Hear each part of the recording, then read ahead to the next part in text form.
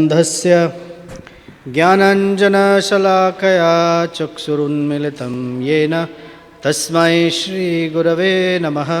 श्रीचैतन्यमनोभीष्टं स्थापितं येन भूतले स्वयं रूप कदा मह्यं ददाति स्वपदान्तिकं। वाञ्छाकल्पतरुभ्यश्च कृपासिन्धुभ्य एव च पतितानां पावनेभ्यो वैष्णवेभ्यो नमो नमः। नमो विष्णुपादाय कृष्णपृष्ठाय भूतले श्रीमते भक्तिवेदान्त स्वामिन्निति नामिने। नमस्ते सारस्वते देवे गौरवाणी प्रचारिणे निर्विशेषशून्यवादी पाश्चात्यदेशतारिणे। श्री कृष्ण चैतन्य प्रभु नित्यानंद श्री अद्वैत गदाधर श्रीवासादि गौर भक्तवृंद। हरे कृष्णा कृष्ण कृष्ण हरे हरे, हरे Ram Ram Ram Hare Hare.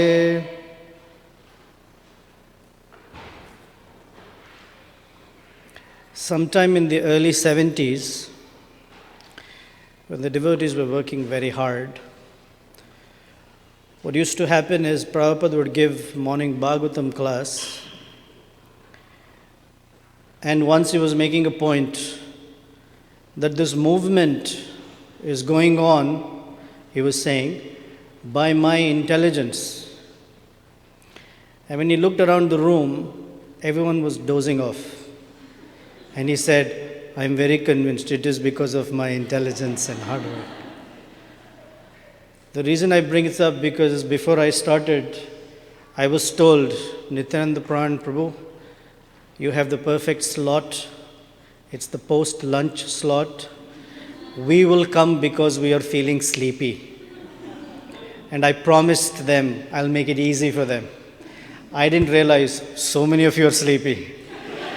So we'll see. This is the attempt I'm making is to share a few, aspects of how Srila Prabhupada is the perfect exemplar of Sharanagati. Of course, Srila Prabhupada, as we hear, any pure devotee, definitely Srila Prabhupada, his qualities range both in spread and depth like a vast ocean. So no one can claim that I can cross an ocean. So all we can do is go up to the waist or neck into the ocean and say I saw the Pacific Ocean, correct?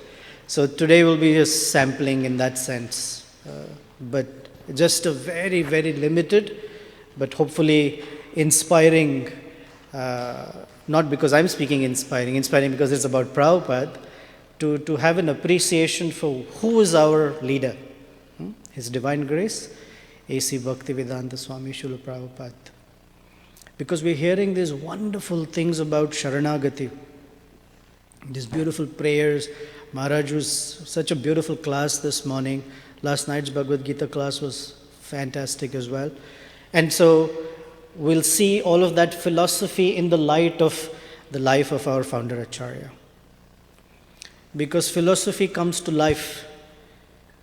It starts moving and walking in the form of a devotee, in the pure devotee of Krishna. So I was thinking, as I've been hearing these and preparing for this weekend, one of the things I thought was, what is the purpose of surrendering to Krishna? Generally, the word surrender means to give up something, right? That's just the connotation, that you give up one country fighting with another country and one surrenders. So what the connotation of surrendering to Krishna is not so much because, okay, I've been defeated by Krishna, okay, I have to give up. It's not a sense of defeat. Actually, surrendering to Krishna is an act of victory. So the purpose, at least in my mind, I'm sure there are many purposes, the two that I came up with. One, the reason we want to surrender to Krishna is because we want to carry out His will. As long as we don't surrender to Krishna, we are carrying out our own will, either side by side or exclusively. So we want to carry out Krishna's will. Why? Because that is who we are. We are servants of Krishna. These two go together. As soon as we recognize we are a servant of Krishna, then the first order of business is to carry out His will. And as long as we can't recognize we are a servant of Krishna, we have our own will. In fact, we write it. My property should go to. Not that kind of will, but my individuality, I shouldn't say individual, my exertion of my authority. That is individual will. And the second, the reason we want to surrender is because we want Krishna to participate in our lives. Without surrendering to Krishna, if you notice throughout the Bhagavad Gita, Krishna does not participate in anyone's life. He only is involved in as a very neutral at best personality, or very indirect through the agency of the modes of nature. Last night I was speaking with Dravida Prabhu because his class inspired this point for me. That if you notice wherever the verses of surrender come in Bhagavad Gita, it's not so clear right away, but if you notice a little bit, Krishna is talking about how he participates. So it's all about reciprocity. Because surrender, it sort of seems, I have to give up things, I have to accept certain things I don't want, I have to become humble, I have to see Krishna as my only protector, as my only maintainer, everything I'm doing. That's how it feels if you look at it. But actually it is because Krishna is very actively then participating in our lives. Like yesterday, the verse was, Sarva Dharman Parityaja, Mam Ekam Sharanam Vraja. That's a tall order actually. Then Krishna says, Aham Tvam Sarva Papebhya Mokshayishyami Ma Sucha. He's saying, if you just surrender to me, I'll take care of everything else. In fact, there was one devotee, His Grace Krishna Smaran Prabhu, I was remembering him the other day, and he said something, it was funny, he said something many years ago. He said that in a spiritual master-disciple relationship, there is a lot of ecstasy and a lot of distress. The spiritual master gets all, the disciple gets all the ecstasy, and the spiritual master gets all the distress. But when you look at things, it seems like the disciple is in distress and the guru is in bliss. That is because the internal condition is different. Actually, the disciple is in bliss because all of his worries or her worries have been taken care of just by the act of accepting a guru. From then on, it's all bonus. So this verse, then Krishna's participate. There's another verse. Satatam kirtayanto mam yatantasva dridhavrata namasyantasya mam bhakti nitya ukta upasate. And then Krishna, another verse says, for those persons, yesham satata yuktanam bhajatam priti purvakam dadami buddhi. See, he's participating. There's a reciprocity. Another verse, yoga kshemam vahamyaham. I personally carry everything that they need. So this verse, 1866, I'm sharing all this because as I'm speaking, I would like all of us to have Prabhupada in our mind. And everything that I'm saying, how Prabhupada exemplifies it. I'm sure each of you has some story, some anecdote about Prabhupada that brings this to life. So a little side is before I say about Mahashucha, this verse is so important. And as we heard last night to Yamunajino Prabhu's question, that for those who are beginning devotional service, this is the doorway, it's the entryway. and therefore it's considered a very critical verse. From a rasa side, it's preliminary. But this verse is so important that Sri Ramanujacharya wanted to know the meaning of this verse. So he approached, I think it is Shalapurna. He approached him, and this personality was in a place called Sri Perumbudur, which is Ramanujacharya's birthplace. And Ramanujacharya was in Sri Rangam, which is about, I would say, 200 miles away. At that time, there was no flight, car. You had to walk through the jungles. So Ramanujacharya walked all the 200 miles to meet this personality and ask him, can you explain the meaning of this verse to me? And that person sent Ramanujacharya back. He didn't answer the question. And it's described that Ramanujacharya walked back and came back again, was not answered, went back. 17 times Ramanujacharya went seeking from him, can you please explain this verse? And last night we were explained without asking. That is the depth of Krishna's words in that verse are very, very critical. And Ramanujacharya, he took any amount of adversity just to understand what that verse says. Because Krishna is saying, Ma Shucha, don't worry. So generally I was thinking, why does a person follow dharma? If you look at, now there are many persons who don't follow dharma, but a generally person will want to follow dharma because they want to overcome their worry. Any person who takes up any dharmic activity is because they want to overcome something that's worrying them. Because they understand that there is a way of going about solving their worry in such a way that they feel uplifted from that worry, and also generally that they are happy in the world. So there are many dharmas. And Krishna says, forget all of that. The only way, the only dharma that you're supposed to follow is that you come to me. So I don't know how many of you visited the temple of Balaji in India. If you've noticed the deity of Balaji, he has two arms holding the conch and the disc in these two hands. Have you noticed the other two hands? He stands with the right palm like this and the left on his thigh. And it is described that that form is 1866 verse.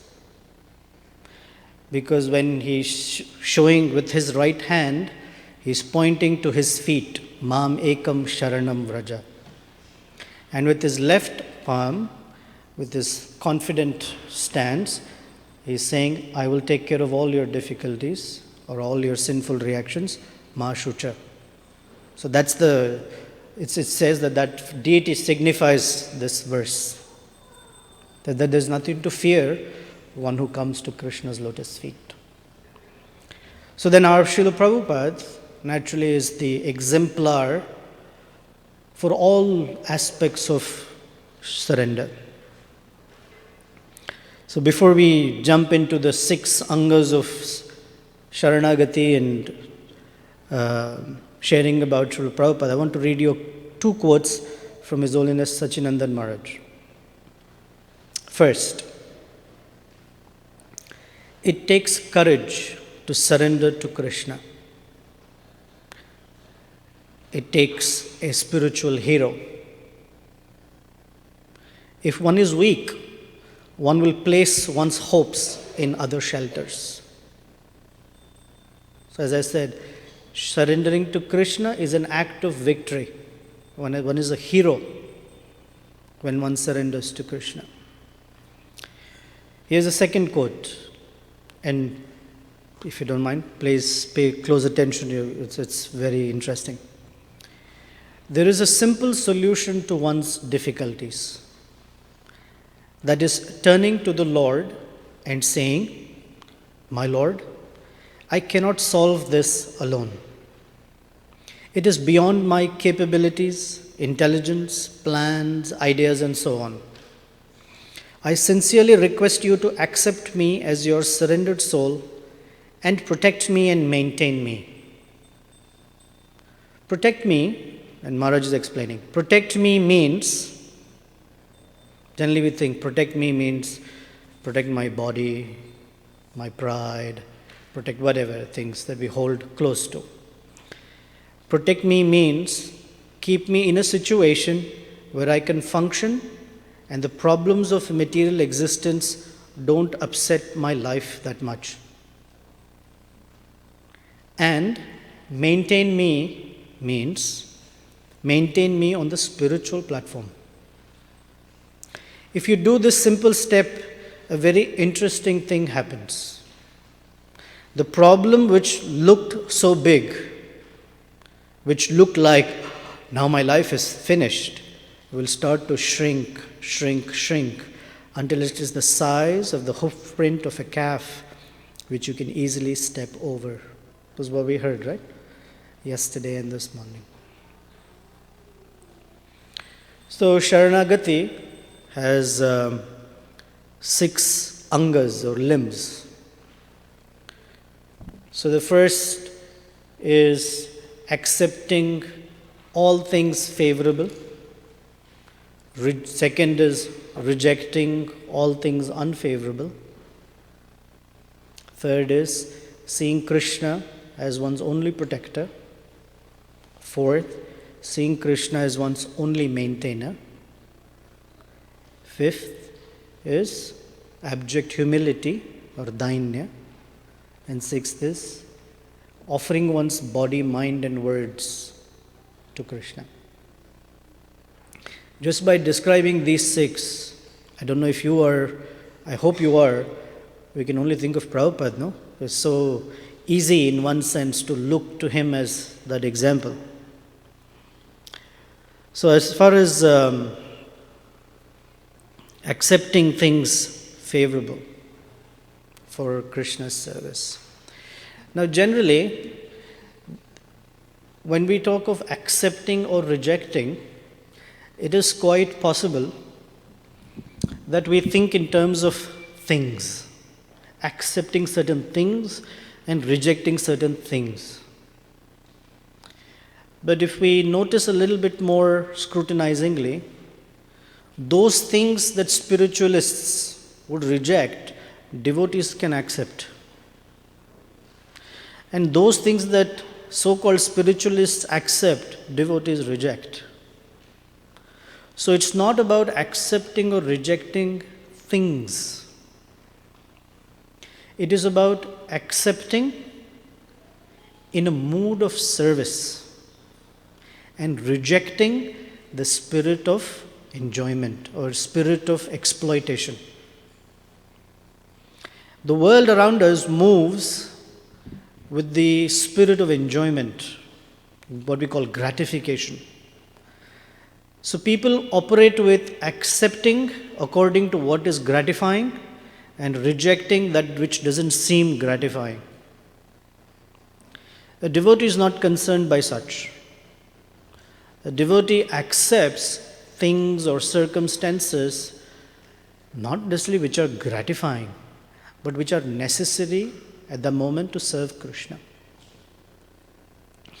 And they reject sometimes that which is very gratifying in the need of service.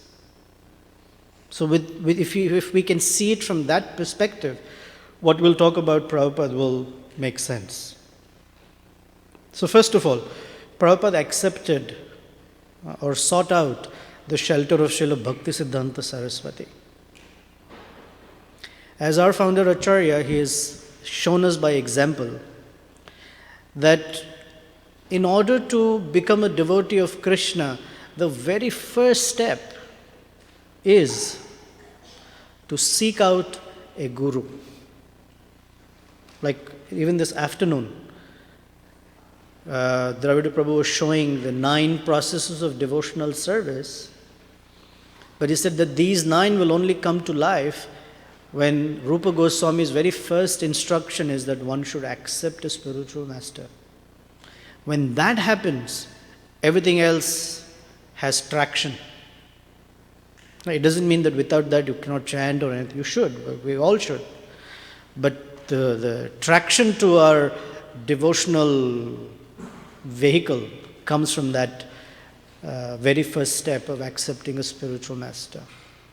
So in terms of accepting that which is favorable, is to accept the relationship with Krishna, with the spiritual master. Now, why does one need to accept the spiritual master? It is not for, Prabhupada would often say, fashion. Prabhupada would say, this is not like he has dog, I will get a dog. He has guru, I will get a guru. Like that. Guru is not an item that you keep in the house and say, oh, I also have. The idea of guru is, here is a person, or any one of us, who's being led through life by the mind and the modes of nature. And someone needs to show us the direction towards Krishna. And that's the function of a spiritual master. And accepting a guru really means that I will accept the direction of the guru. Otherwise the guru is only what we say figurehead or cosmetic. This accepting of direction of guru, remember we first said the purpose of surrendering is to carry out Krishna's will. So our first step is, I have a will and Krishna's representative has a will. I make my will subordinate to that will. This act is the first germination of the seed of love, because love is all about this. Love means whatever is my beloved's will, let that happen. So the first act of accepting a spiritual master's instruction is the foundation of love. So we have been reading Leela Amrita every evening, and it's been a fantastic experience. Just reading Prabhupada's life with the devotees. So, 1922, Prabhupada's very dear friend Narendra Malik pulls Prabhupada's arm. At that time he was Abhay De. Come, let's see a sadhu. He's sitting there in Ulta Danga, Bagh Bazaar. Let's go see him. And Abhay De says, I don't want to go. I have seen many of these kind of people. They all are looking for money. I don't want to go. No. This person is different. They're all the same. I don't want to go. No, you should come. And he pulled him by his arm. And just because Narendra Malik was good friends and they had grown up together, Abhay De did not want to disappoint his friend. So they went. They went to the second floor, the balcony. And there they saw Srila Bhaktisiddhanta Saraswati Thakur sitting on his chair with a few disciples. So these two young men, they made their full dandavats and offered their respects. And the Leelamrita describes that they had not even got up and sat down. They were still getting up. When Srila Bhaktisiddhanta, and note carefully, told both of them, you are young men, you know English, you should take the message of Lord Chaitanya and take it to the English-speaking part of the world. Generally we think Prabhupada got that instruction. Actually both of them got that instruction. One took and one did not. Prabhupada continued in devotional life. We don't hear about Narendra Malik becoming a devotee. Who took who there, right? Narendra Malik took Prabhupada there. So this is about accepting, right? As soon as he said that, Prabhupada sat and he offered an objection. India is being subjugated by the British. Isn't it time, it's more important to free the country from subjugation of imperialistic rule? And Srila Bhaktisiddhanta Saraswati challenged him. And he said, all that is very material and temporary. What's more important is the call of the soul. Freeing the soul is more important than freeing the country. Because you can be a completely bound by the modes of nature person in a free country, like we are all. It doesn't matter if you have a free country or not, we're still bound by the modes of nature. We are born, we die in this species and that species, and then this species and that species, all in a free country. So Bhaktisiddhanta said it's not about a free country, it's about freeing the soul. And Prabhupada did not challenge that back. And when they came down that evening, Narendra Malik asked him, so what do you think? And he said, Chaitanya Deva's philosophy is in very good hands. And Prabhupada later reminisced that I was never defeated in argument. Never. This was the first time I was defeated, and I was very happy that I was defeated. This is accepting that which is favorable. Generally, we don't like to be defeated. But in being defeated by the Guru like this, there is victory. So Prabhupada showed right at the very, very first meeting what it means to be a surrendered devotee. And from then on, the story unfolds in very fascinating ways.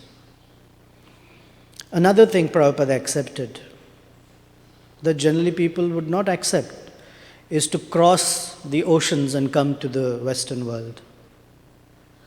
In fact, according to Vedic understanding, one who crosses the oceans and goes to the Western world incurs sin. So Prabhupada, you could say, just for the sake of discussion here, accepted sin or sinful reaction for a higher cause.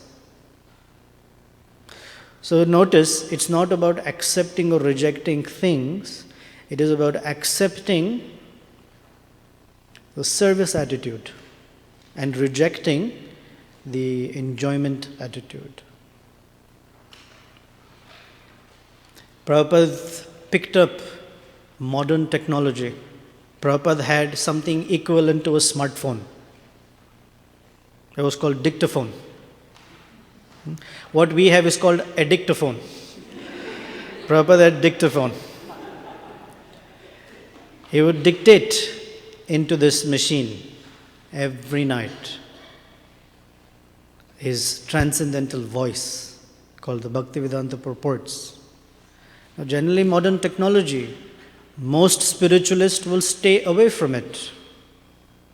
And I'm going to share with you different stories and pastimes of Prabhupada. So this is Prabhupada Katha. There was once a disciple came to Prabhupada and he said, Srila Prabhupada, there is a particular Mayavadi who has become very famous because he told openly to some journalists, I don't touch money. If someone gives me money, I don't touch it. My assistants touch it. I don't physically touch money. And Prabhupada said, oh, I am not like that. I want you to have a mound of cash in front of me. I want to embrace the cash and they can take a photo of me. Because Prabhupada's taking money or touching money was not about enjoyment, it was for Krishna's service. So there is no harm in touching money. Another thing Prabhupada accepted, another feature of Prabhupada's acceptance is disciples. It looks fashionable to have disciples. You ask any spiritual master, the joy of having disciples. It's not easy. It's not easy to take someone's independence or independent mindedness and mold it and bend it and make them surrender to Krishna. We think surrendering is difficult for us. how much more difficult it is for the spiritual master to make us surrendered. It's not easy. But Prabhupada accepted not one or two, but thousands. Why? Because that's service to Krishna. It is in the best interest of the disciple, not in the interest of the guru. It's in the best interest of the disciple to accept. Because the jiva, the living entity, has been brahmite, wandering about. In Chicago, we call them bums. Right? Wandering about aimlessly, eating from a garbage dumpster. Whether it's a restaurant, this way, that way, still like that only. From the view of the pure devotee, that's the kind of lifestyle, just that we are perhaps well-dressed bums. But wandering, Brahmanda Brahmite, throughout the universe, like zombies. Someone has to take us and bring us to Krishna. So Prabhupada did. This is accepting, because Krishna's will. Remember, the purpose of surrendering is Krishna's will needs to be fulfilled. This is Krishna's will. Please bring my parts and parcels back to me. Someone has to do what's called the dirty job, right? So the Guru does. Another thing Prabhupada accepted is discomfort. Prabhupada was very comfortable in Vrindavan. It's the land of Krishna. Every dust particle reminds us of Krishna. The trees remind us of Krishna, or reminded him. I don't know if it reminded me of Krishna, but reminded him of Krishna. Every tree, every leaf, every bird's chirping, the temples, the streets, the people reminded him of Krishna, Radha and Krishna. Prabhupada moved from there. We saw the video. You were ever well-wisher. And Prabhupada had to publish back to Godhead magazine. So he would sit in what's called a tanga, a horse-driven carriage, and go from Vrindavan to Delhi twice or thrice a week. To make that trip by car once a year is not convenient. But Prabhupada would go to Mathura, then take a train, go to Delhi. And it's narrated that there are times when Prabhupada didn't eat anything. He was over 50 as a sannyasi. He hadn't eaten anything. He was in the heat of Delhi, trying to publish this and distribute, so he gets a few pennies would be, in dollar terms, very high, paise. And there have been times when Prabhupada fainted out of, I guess, malnutrition, if you want to call it that. But why take on that discomfort? Not necessary. But there is the order of the Guru. That is what is the call to action constantly, the order of the Guru. So Prabhupada accepted that discomfort. Because carrying out the order of the Guru is not comfortable always. One has to take on certain discomfort to carry that out. So he took on that discomfort. That's just going to Delhi. What to speak of coming by Jaladuta? Right? We've heard this so many times. Prabhupada had 2 heart attacks on his voyage, on his trip, on a cargo ship. Made it. Anyone made it? How many of you are here from out of Chicago? Okay.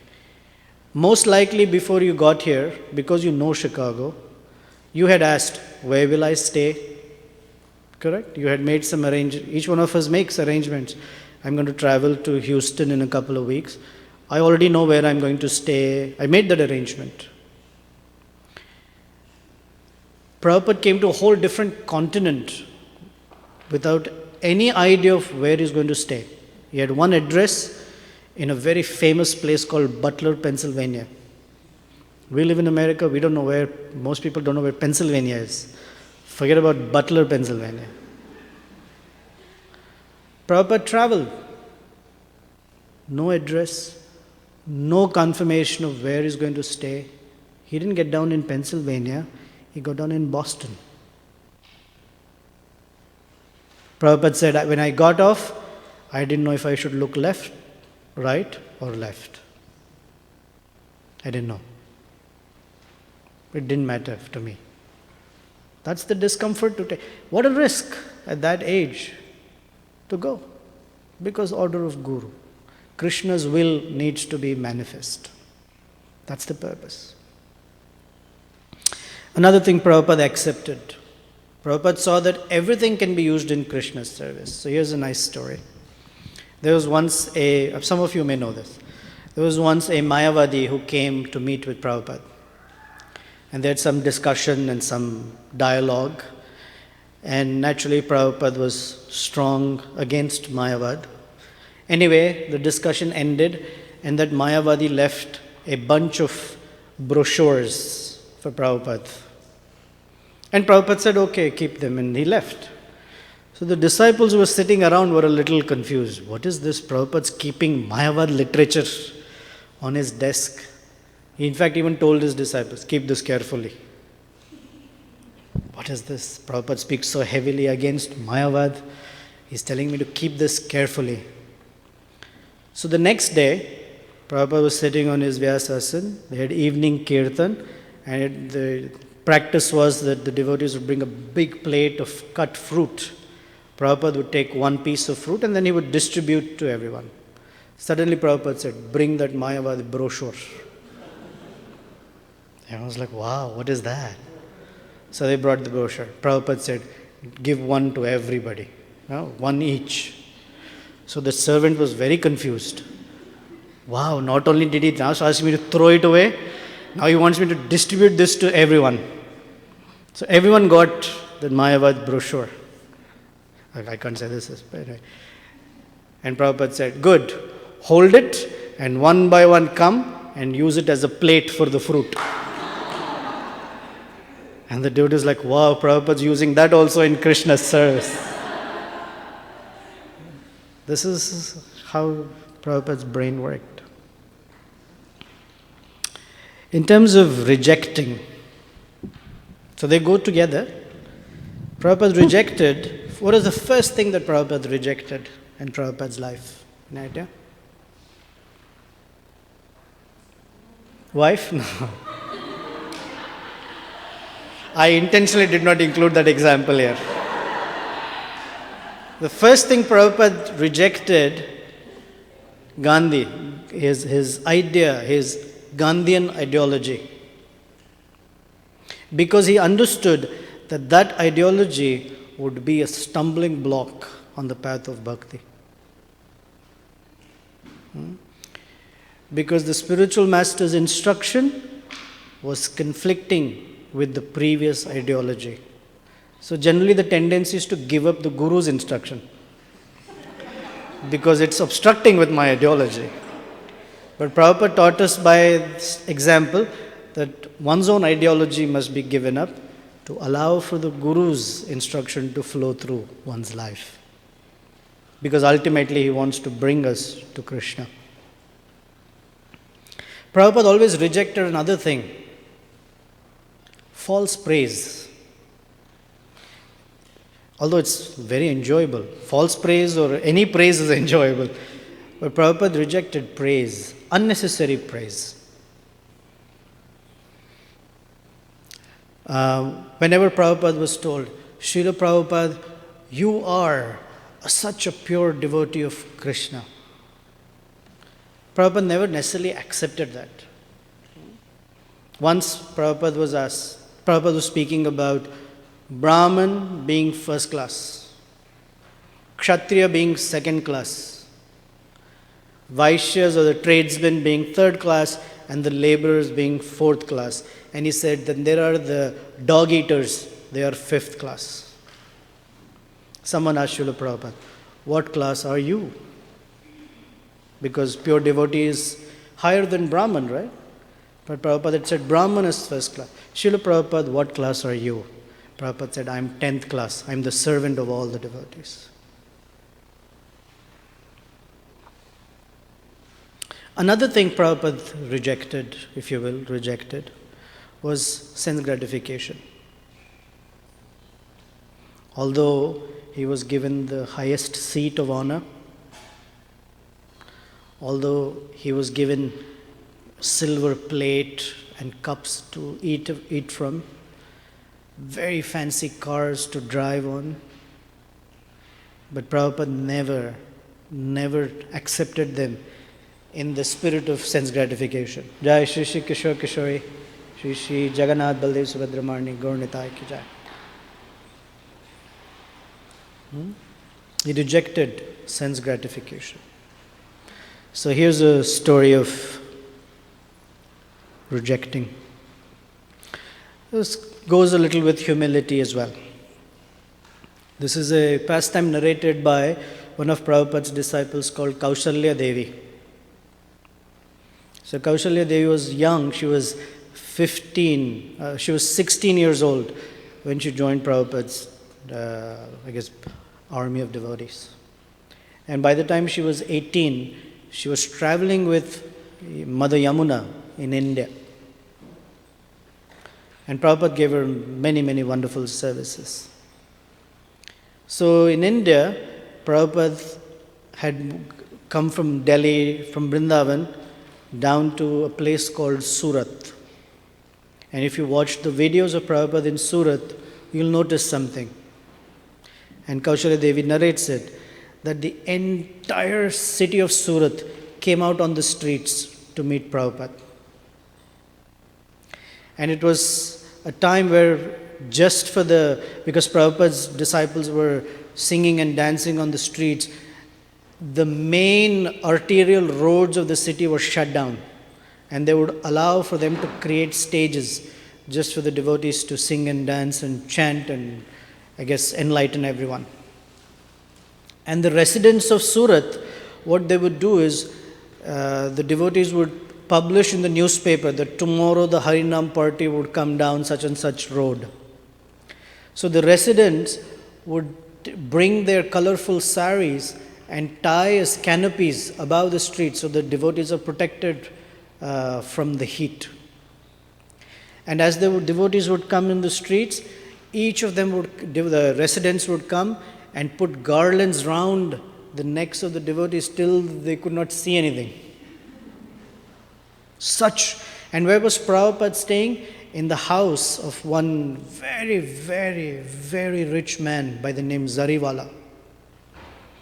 And he had a palace, and Prabhupada was given like the whole largest section of the palace to live for the few days. Very comfortable. And right after Surat, they traveled east to Allahabad, which is the place where the three rivers meet. It's called the Triveni. And that's the place of what's called Kumbh Mela, the largest gathering of humanity on earth or something, once in 12 years. And when Prabhupada went to Kumbh Mela, he lived in a tent. So from palace to tent, from fancy reception to taking a bath in the cold water at 3 o'clock in the morning. And so when Prabhupada's disciples noticed that and they said something, Prabhupada said to them, yesterday we were in palace, today we are in a tent. What is important? It is either of these places, we are happy. It is not that now that the palace is gone away, my happiness is gone. Prabhupada was happy, this way or that way. When he was in the West, he would drive in a Cadillac. And when he went back to Mayapur, he lived in a mud hut. That hut is still there. He lived in a mud hut. And for Prabhupada, he was blissful in either of the conditions. Actually, if any one of us were to go to lie down in the lap of luxury, it may look like enjoyment, but actually it's suffering. Because we wouldn't know how to enjoy. That's the suffering. So that as far as rejection of... here's another excerpt from Lilamrita about Prabhupada rejecting. Now here Prabhupada rejects the Gaudiya Math. I'm not hinting anything, you're rejecting the movement or anything, but hear the context. Shortly after Srila Bhakti Siddhanta's passing away, litigation had begun. Ananta Vasudeva, supported by a majority of the members of the Gaudiya Math, had claimed that he, as the next Acharya, was the owner and director of the properties. But although Kunja Vihari had only a few supporters, he defied the majority by pressing his claim through lawyers in court. So they're fighting. Ananta Vasudeva's camp and Kunja Vihari Prabhu's camp. Kunja Vihari and his men had possession of the Chaitanya Math and temples in Mayapur. Vasudev's party captured other buildings. Quarreling and fist fights broke out. The preaching of the Gaudiya Math stopped. Abhai's inability to take part in the activities of the Gaudiya Math was suddenly in his favor. He had always been more a visitor than a member at a math, and at least externally, more the grahastha businessman than a missionary worker. This automatically put him at a distance from the fray. Of course, he was associated with the maths in Bombay and Allahabad, but he had no managerial position, no claims to ownership, and no role in the litigation. Nor did he desire to take sides in the struggle for power. Like many of the other disciples, he was mortified to see that his spiritual master's instructions for cooperation had been disregarded and his mission thrown into a legal dispute. Abhai knew that Srila Bhaktisiddhanta had wanted the leaders to work cooperatively, and so he could not sympathize with the warring factions. Both parties were an insult to Bhaktisiddhanta Saraswati. But he wanted to preach. Although becoming a very good English preacher was something he was meditating on more than actively doing, the Gaudiya Math would logically have been the vehicle for his preaching. He had already contributed articles to the Gaudiya Math's publication and had been working with his godbrothers at the Allahabad and Bombay centers. Naturally, he thought of serving his spiritual master in terms of serving within his spiritual master's mission. But the Gaudiya Math, which had always been known for pure, bold preaching of the message of Lord Chaitanya, was now becoming known for embroiled factions. As the Gaudiya Math broke down, he was also affected. Under the present circumstances, how could he carry out his spiritual master's order to preach? Previously, the main obstacle to his preaching had been family commitments, but now the obstacles were compounded. Now he had to wait helplessly for the outcome of this struggle. What would Krishna bring about? The very vehicle that he felt was needed for him to carry out his spiritual master's instruction, he had to give that up. Okay, now let's move on to protection. Seeing Krishna as one's only protector. So I have some. How many of you have this book called Prabhupada Nectar? Few. How many of you have read Prabhupada Nectar? Okay, very good. So those who don't have, I beg you, pick this up and read it. You will bathe in the consciousness of Prabhupada's amazing personality. Just story after story, point after point, stories that Prabhupada narrated, the different realizations of the devotees. They're just fantastic. And no wonder it's called Prabhupada Nectar. Yeah. So here's about protection.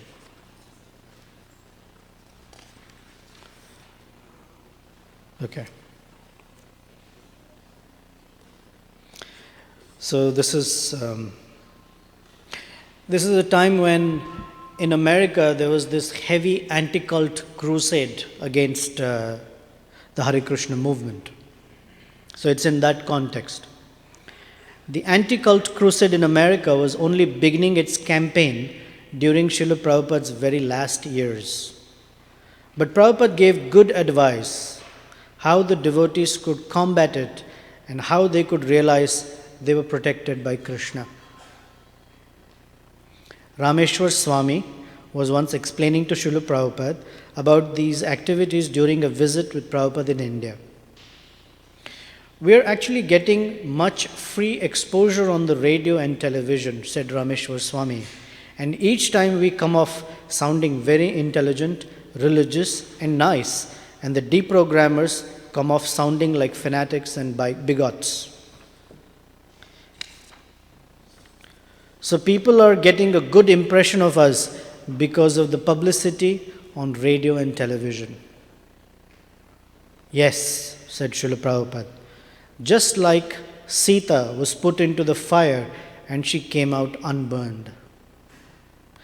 Sita was blasphemed. They said this woman was kidnapped by Ravana and Ramachandra is so henpecked that he has again picked her up and is living with her. So Ramachandra put her in the fire and she came out unharmed. So what is this reference to do about protection of Krishna? Those of you who know Ramayana, after the killing of Ravana, when Sita Devi had to be brought back from Lanka to Ayodhya, Lord Ramachandra lit a fire, a big fire, and asked Sita Devi, please walk through the fire. This is a test to see if your chastity has been defiled even a little bit. If you, even for a moment, had any feelings for Ravana, you will burn in that fire. This is a test. And everyone objected. No, what are you doing? We all know Sita Devi is very chaste. And Lord Ramachandra said, I also know she is very chaste. But in the future, someone may doubt her character because someone may say, we don't know. So this is for once and for all, that no one will ever speak of Sita Devi's character. And when she walked through the fire, she was completely unharmed. So the point is, being in the fire at that moment seems like a major challenge and difficulty for the devotee. But Krishna knows, and he is protecting, or in this case, Lord Ramachandra was protecting. So Prabhupada is teaching that deprogrammers or whoever was the anti-cult movement was challenging Prabhupada's movement and the devotees. And likewise, in our lives, many challenges have come, are coming, and what would you like? Will not come or will continue coming? What do you think? Will come. Anyone? Will not come? Will come. Guaranteed, they will come. And you know what? The more we chant Hare Krishna, bigger difficulties will come.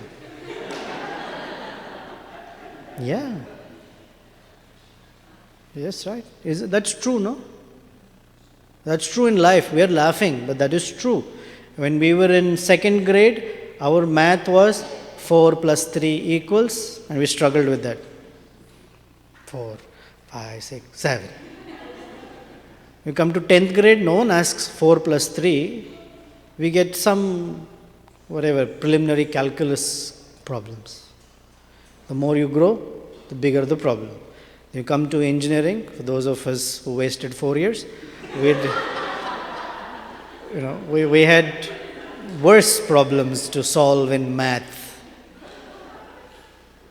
I mean, a point on a wheel or somewhere that moves, what is the trajectory? Who cares? But we solved those problems.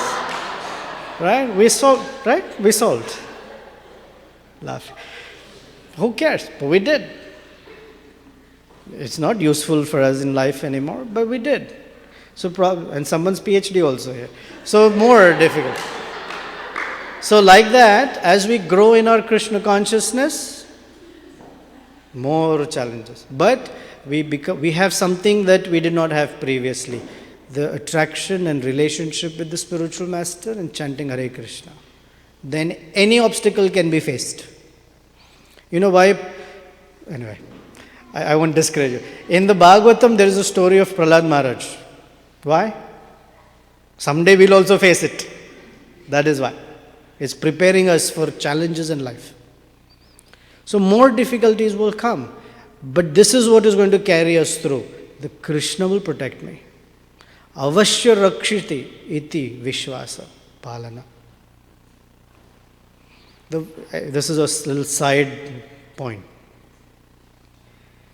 The very first words Arjuna speaks in the Bhagavad Gita,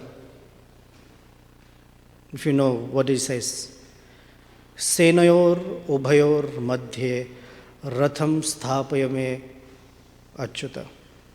Krishna is introduced to the entire world as Achyuta. The word Achyuta means one who never fails. This is the greatest introduction to give to the world. Here is a person who never will fail his devotee. Because that is who Krishna is. He was not introduced as Krishna, all attractive, Achyuta. That one who takes Krishna's side, Krishna will never leave him. In fact, even when we leave him, he doesn't leave us. Yeah, that's sometimes a trouble. Why are you not leaving me? But he never leaves. This is Achyuta. His commitment is so infallible, but he's always there to protect. This is what Prabhupada is giving us as a gift by showing in his own life. The Krishna is always protecting. Heart attacks, Krishna is protecting. Big challenges, Krishna is protecting. And Prabhupada never budged from that position that, oh, I hope Krishna doesn't forget me. But Krishna will protect me. And it comes out in all of Prabhupada's purports. Yeah? That faith that he is giving, what he has, he is giving us. Okay, next. I got to move fast. Next. Krishna is one's only maintainer. What does maintainer mean? So here are some ideas of what being maintained by means. First, everything we need comes from Krishna. This is what maintainer means. We see it that way. We understand that everything we need comes from Krishna. We get it in the right amount. We get it at the right time. And we get what is good for us. That is how he maintains us. Another way he maintains us. How? He keeps us engaged in his service. This is maintenance. A master who does not keep his servant engaged in service, what kind of a master is he? So Krishna knows not how to keep us busy for the next 1 week, 6 months, 10 years, 3 lifetimes. Krishna can keep us busy eternally. He has so much service to give that he can maintain us eternally. There is nobody in this entire creation who can maintain someone eternally. They can maintain someone for some period of time. But when Krishna, we say, is our maintainer, he can maintain us eternally. Another way we see from our side when we say Krishna is my maintainer is we learn, or we should learn, how not to waste anything that Krishna gives. Because we understand that he's maintained. So we don't waste money. We don't waste time. We don't waste our energy. We don't waste the facilities he has given. We don't waste anything that he has given. Is there anything Krishna is not giving us? Now this principle is important because we go to work, many of us, and sometimes we fall into the trap of thinking that I am being maintained by my company, or I am being maintained by my hard work, which is not true. The company is standing on earth and Krishna is maintaining that earth. If I decide to have a job on a different planet, that planet also Krishna is maintaining. There's nothing that Krishna, I'm saying it trying to be humorous, but Krishna is the maintainer for all living entities. At the end, Prabhupada would challenge, even if you got money, let's say, like in the communist time, they had challenged people this way. Even if we say the money came from somewhere else, what are we going to do with the money? We have to eat. And food company is not giving, Krishna is giving. So we are maintained not by money, we are maintained by food. So Krishna is the real maintainer.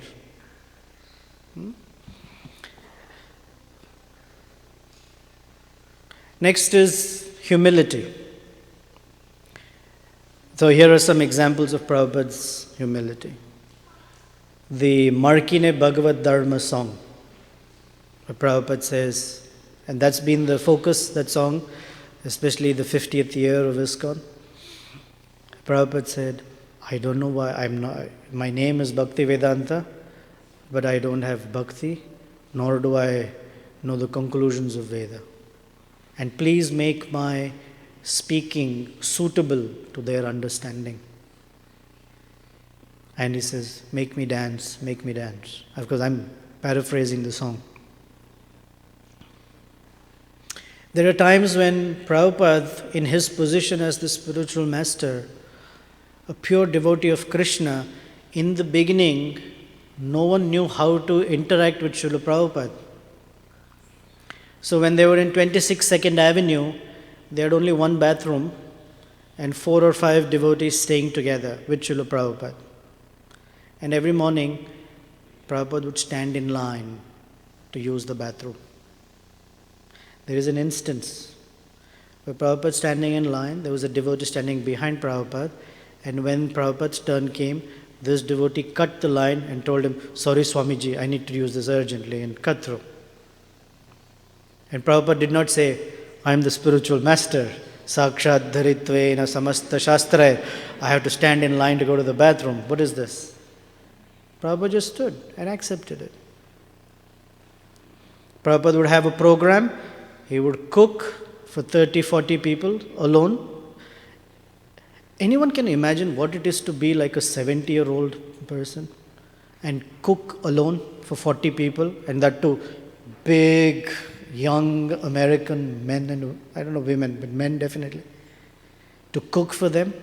And they would come for the program, chant with Prabhupada, thank you Swamiji, very nice dinner, walk away, and he would clean up everything all by himself.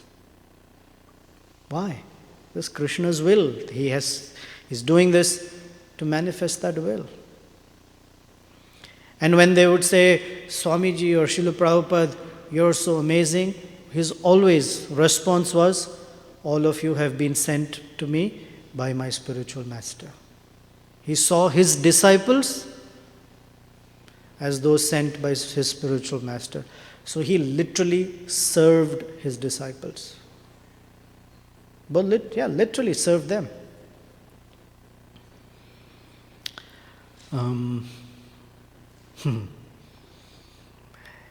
In Amsterdam, Prabhupada was doing a fire yajna. And he had asked, and those devotees were very young, they didn't know what fire yajna was, they'd never seen a fire sacrifice. So, and we know around the fire pit we put fruit, we place fruit. So Prabhupada looked at one of the devotees and said, bring fruit. So he went down, and he only knew that the way you eat fruit is you cut it. So he cut the apples into nice wedges and brought it on a plate. And Prabhupada said, what is this? Srila Prabhupada, this is fruit. Prabhupada said, this is not right. Because they didn't bring the right sticks, they didn't put things properly. Now he asked fruit, it came as nicely wedged fruit. And Prabhupada became very upset with that devotee. So you don't know anything. In the crowd was a fairly newcomer who didn't really know who Prabhupada was. And he was coming for a few weeks, and he had heard the devotees always tell or say to each other, why are you agitated? Chant Hare Krishna. So this brand new person from the crowd said to Prabhupada, why are you agitated? Chant Hare Krishna.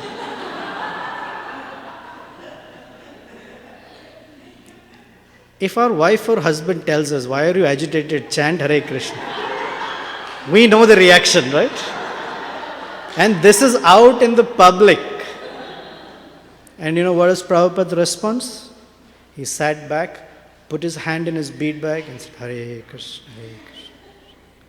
Why? Because proper advice. Prabhupada didn't say, I'm Jagat Guru, I know what to do. He just quietly chanted. Because it was truth spoken, and humility means accepting truth. This is humility, definition. That where there is truth, I accept it. And that's what Prabhupada did. Not that a young person said something to me. Okay, final. There was a time when the devotees were in the airport. Nowadays, you cannot receive your spiritual master at the airport the way they used to receive Srila Prabhupada. No kirtan, nothing. You can't even offer obeisances, actually. But anyway, when Prabhupada would come, the devotees would take over the entire airport. Mridangas, karta, loud chanting. So there was an occasion where Prabhupada was leaving from that particular airport to go somewhere, and Prabhupada was sitting in one of the chairs. All the devotees had crowded that waiting area. So much so that other passengers could not even get a place to sit. So the airport officials murmured something to one of the devotees. And he said, okay, we'll make some space. So he announced, all of the devotees of ISKCON, can you please sit on this side? So all the devotees moved. Prabhupada got up and moved and sat that side. And I said, no, Srila Prabhupada, I didn't mean you. Prabhupada said, I'm a devotee of ISKCON. I will also sit on this side. In Japan, they were traveling by train.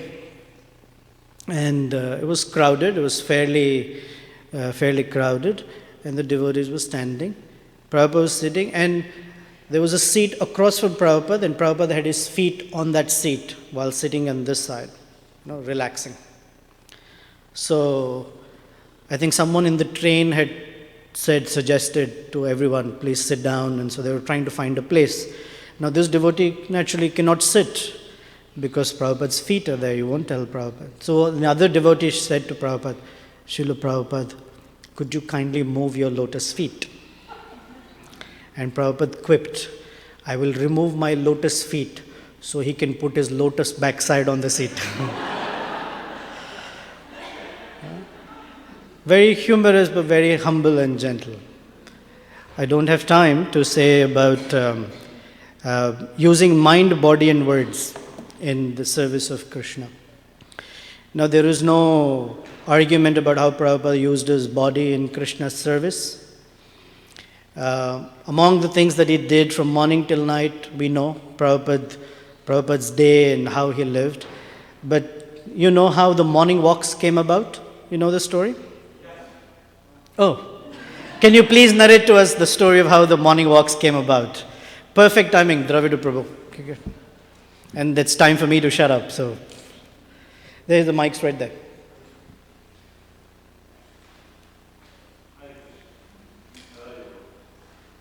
Kind of. There we go. So, some of you may or may not know, Srila Prabhupada had, forgive me, I just been running up and down the stairs, no elevator.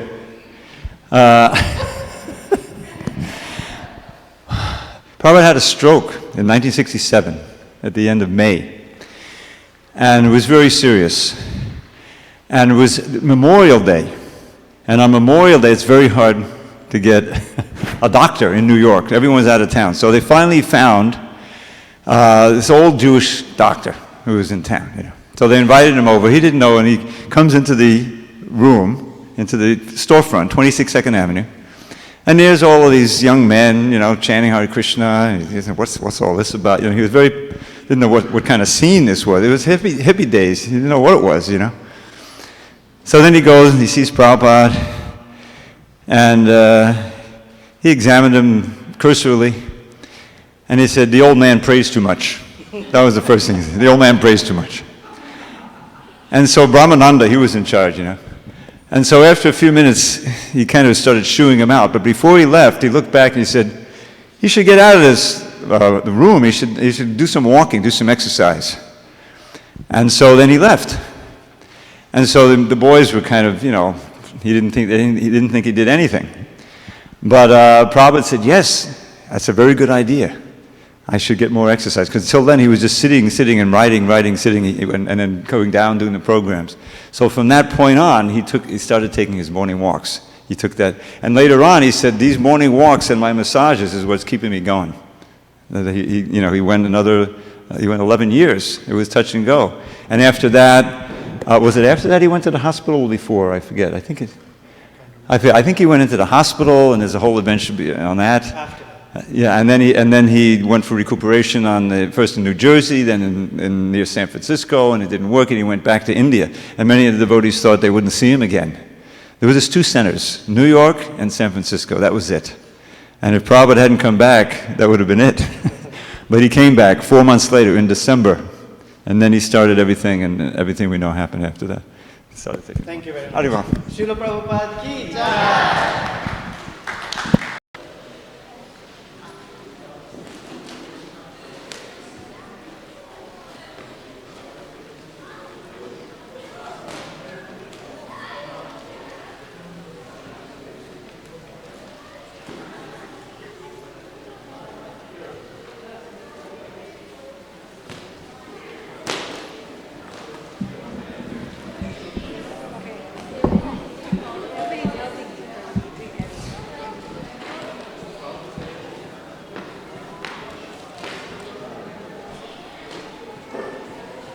Would you prefer the wireless for this? I'll use the wireless.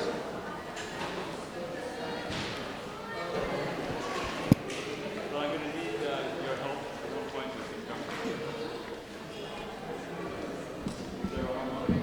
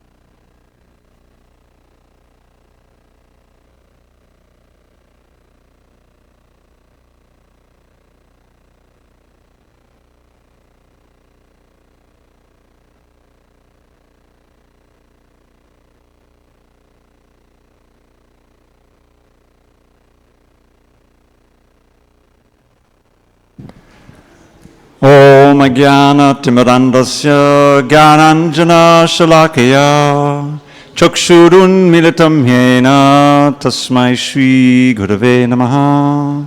I was born in the darkness of ignorance. My spiritual master, Srila Prabhupada, opened my eyes with the torchlight of knowledge. I offer my humble obeisance unto him and all members of Sri Parampara. So this is part 2 of the 6 limbs of surrender. This morning we did part 1, covering 2 of the 6. And today we'll do the second 2, and tomorrow we'll do the last 2. So I didn't write the verse again. So those of you who can hear. Anukulyasya sankalpa pratikulyasya varjanam rakshishyatiti vishvaso goptritve vadanang tatha atmanikshepa karpanye shadbadha shadanagatihi. I feel like I'm in the forest of Naimisharanya here. Everybody is responding very nicely. So, just to review, Anukulyasya sankalpa pratikulyasya varjanam means the first 2 limbs of surrender are accepting what's favorable for devotional service and rejecting what's unfavorable. And now we're going to explore the third element, which is Rakshishyatiti Vishvaso, the conviction that Krishna will give all protection. And as before, we're going to first, we picked out a song from Srila Bhaktivinoda Thakur's Sharanagati anthology. And this songbook deals with this 6 limbs of surrender. And he has several songs about each one. So I picked one out. We'll just read the translation. First, the first verse. Ekona bujino prabhu tomara charan aksho. Okay. Ekona bujino prabhu tomara charan ashoka bhoy amrita purna sarvakan.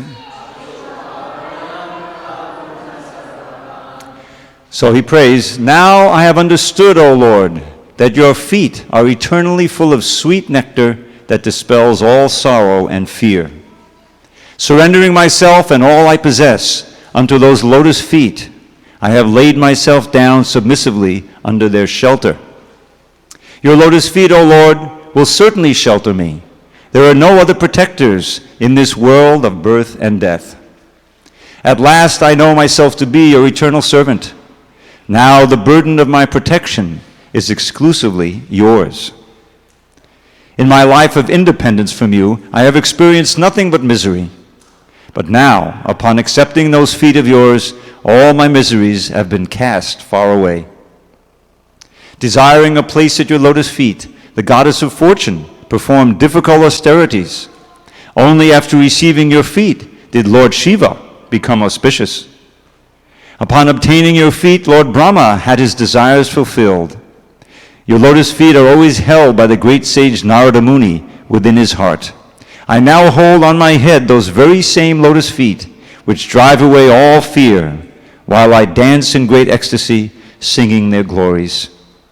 Your lotus feet will surely deliver Bhaktivinoda from the dangerous perils of this worldly journey. So this is a wonderful mood that he creates here. The basic principle of surrender is to give up the false ego centered on one's own body and its expansions, and identify oneself as an eternal servant of Krishna. As Srila Prabhupada writes in his purport to Chaitanya Charitamrita Madhya Lila 22-100, we've studied this in the morning also, a devotee must be firmly convinced that Krishna will give him protection. No one else can actually give one protection, and being firmly convinced of this is called faith. This kind of faith is different from the faith of an impersonalist who wants to merge into the Brahman effulgence in order to benefit by cessation of repeated birth and death. A devotee wants to remain always in the Lord's service. In this way, Krishna is merciful to his devotee and gives him all protection from the dangers found on the path of devotional service. So Srila Prabhupada refers to faith here, and faith is actually a central principle throughout devotional service. But we can see, especially here, faith is not something only that we experience in devotional service or in bhakti yoga. As Krishna explains in Bhagavad Gita, there's faith in different modes of nature, right? In the 17th chapter. And people are acting on faith all the time. They simply have to. But what we were discussing this morning, how on the material plane, that faith is always betrayed.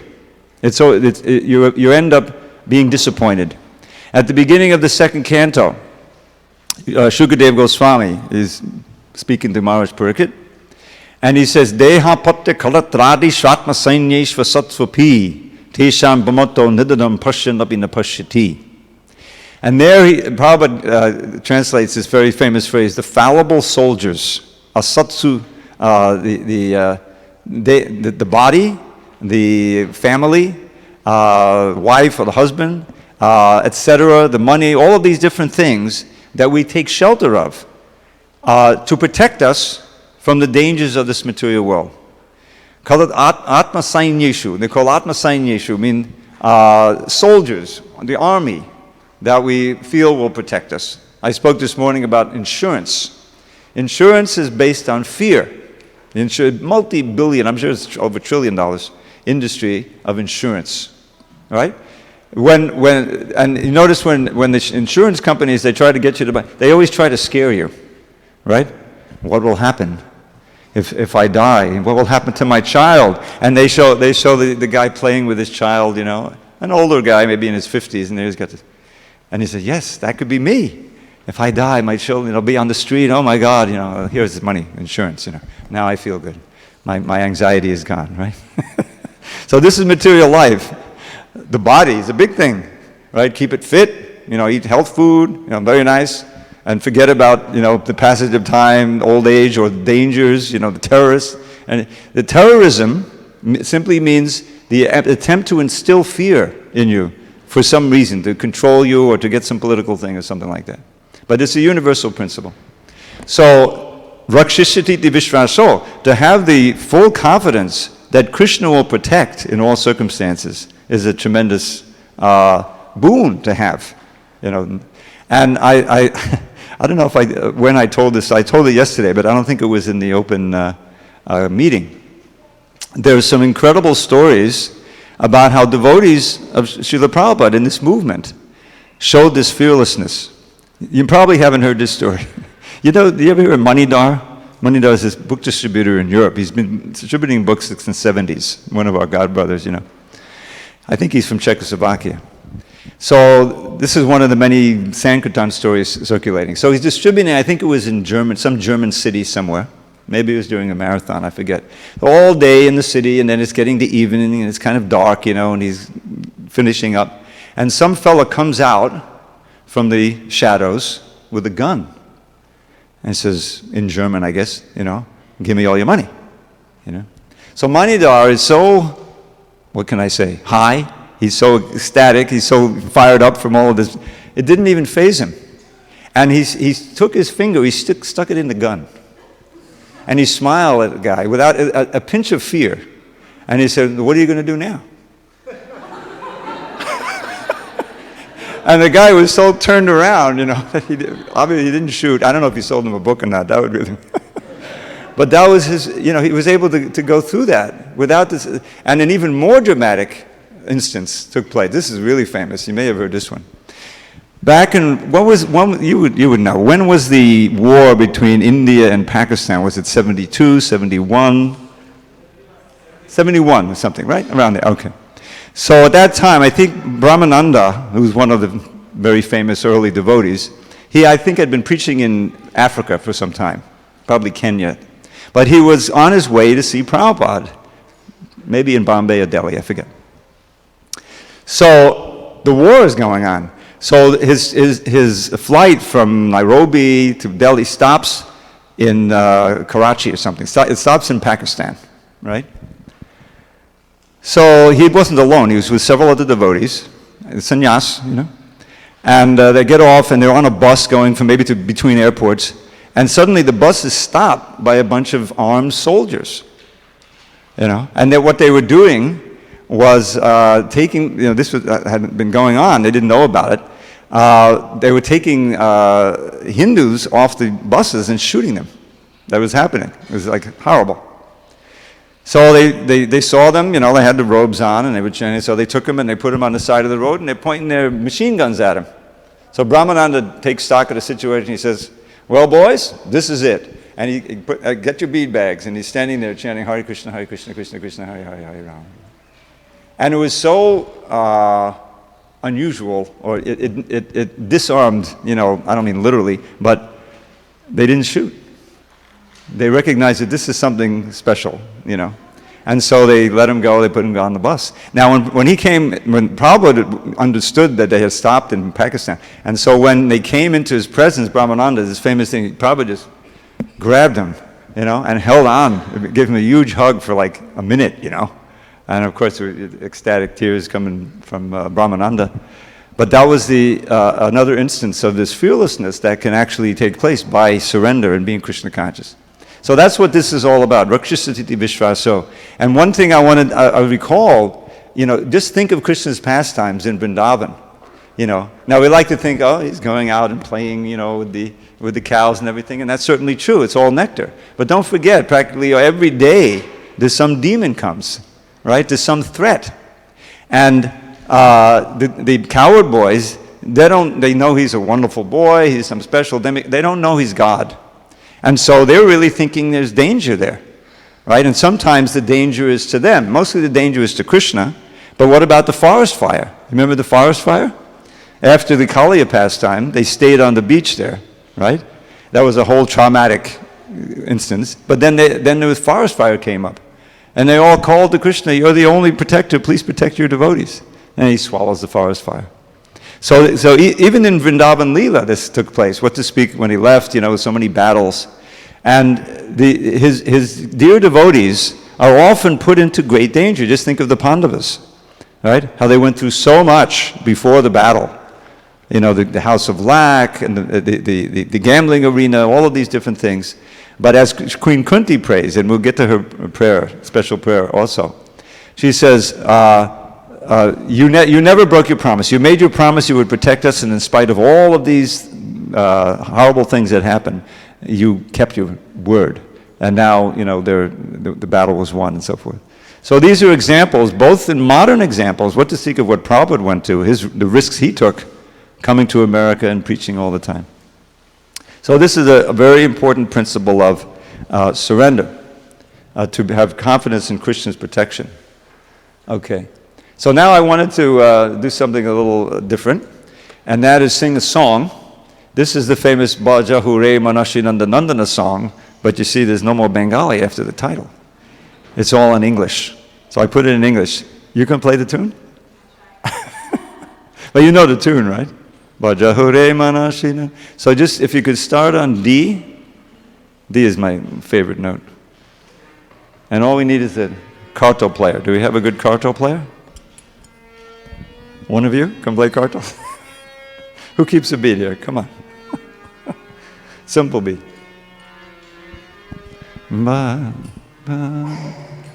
Okay. So this is a song, don't forget it, Abhaya Charananda Vindare, right? To the fearless, to take shelter of the fearless feet of Krishna. Now, of course, fearless in this particular instance means bestowing fearlessness. That's what fearless means. And of course, Prabhupada's name, original name, Abhay Charan. And when he was initiated, Abhay Charan Aravinda, Das. Okay, ready? Here we go. Give me this note, D. Bhajahu, excuse me. Oh wretched, foolish mind, just give up all deceit and worship Krishna's fearless lotus feet. Oh wretched, foolish mind, just give up all deceit and worship Krishna's fearless lotus feet. Don't waste this human life, stay close to devotees. Don't waste this human life, so close to them. Are you repeating? Well, you're not going to the next line, right? Okay. Don't waste this human life, stay close to devotees. Don't waste this human life, and cross this worldly sea of miseries.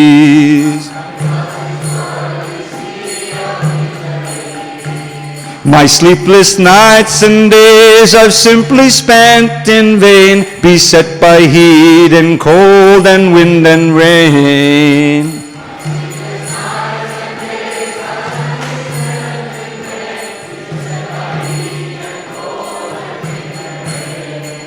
while blindly serving cunning people steeped in sin. In search of fleeting pleasures of the skin, in search of fleeting pleasures of the skin. O wretched, foolish mind, just give up all deceit and worship Krishna's fearless lotus feet.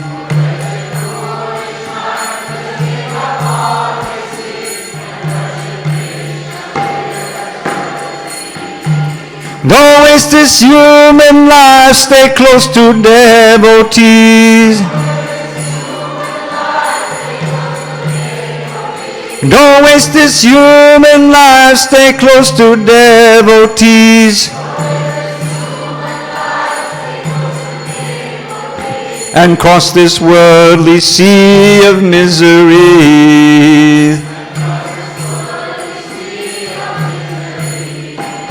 What joy is there in wealth and youth or sons and kin, when I can see my life is tottering?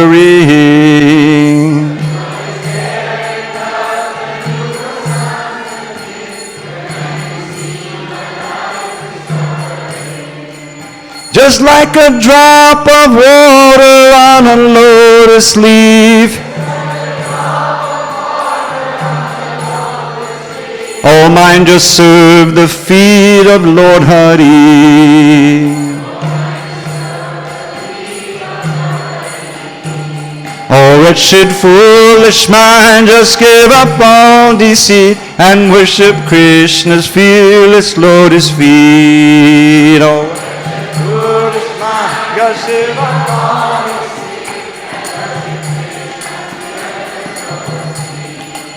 Don't waste this human life, stay close to devotee.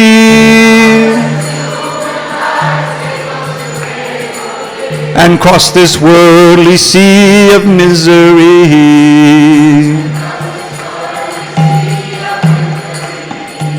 I long to hear and chant about my Lord Hari, remember him and serve him constantly.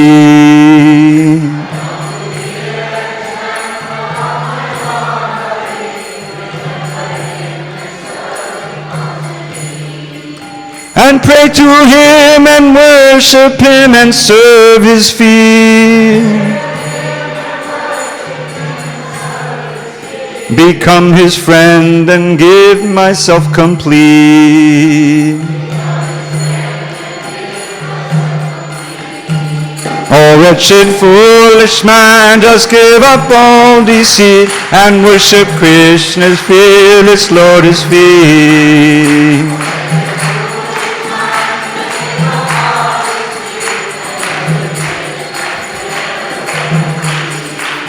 Don't waste this human life, stay close to devotee.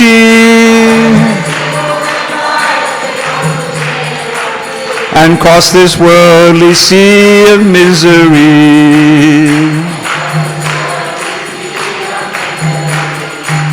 And cross this worldly sea of misery.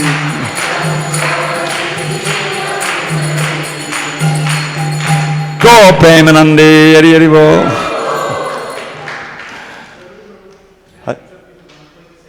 I'm sorry.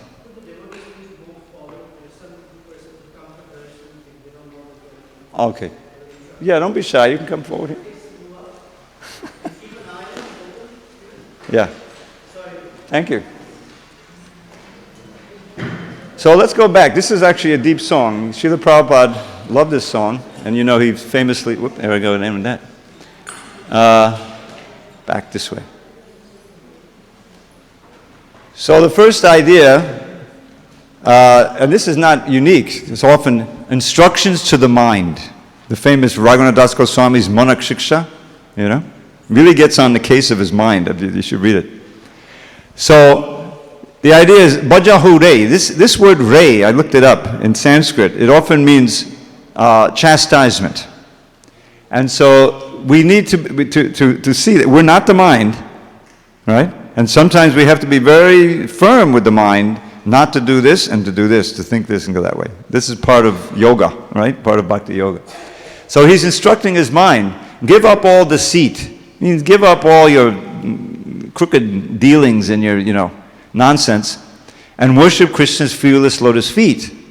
The idea is that that's where real security lies. The mind will take us birth after birth in the wrong direction, looking for safety and pleasure where there is none. And then this key instruction, don't waste human life. There's so many instructions. This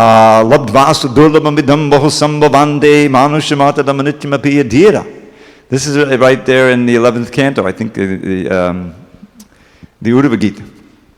So Prabhupada always quoted this verse. After many, many births, with great struggle, we've come to the human form of life. This is why understanding the principle of transmigration of the soul is so central. This is just one chapter in a very long book. We're now living. Don't think this is all in all. So we've come to this point, and like all forms of life, it's temporary, but it's unique in that it artadam, that it can give us the goal, the arta, this word artas, the real goal of the soul, if you will. But in nityam, it's temporary, like all it's. So therefore, the key phrase, turnam yateta, don't waste time, immediately struggle. This word yateta means strive. Sometimes the sannyasis are called yati, because they're strivers, right? They're strict and they're always working.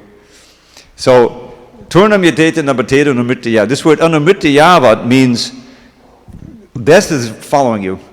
It's over your shoulder. As long as you haven't died yet, as long as you have your senses about you have your wits about you, struggle for what? Nikshayasa, the ultimate good. Vishayakalasarvataksa, because in all these other forms of life, we've enjoyed different varieties of sense gratification. Punak punash charvita charvananam. Who knows what that means? Chewing the chewed. In this age, it's more like viewing the viewed, isn't it? It's the same. It's the same. That's really where most of the chewing goes on these days. But it's the same principle.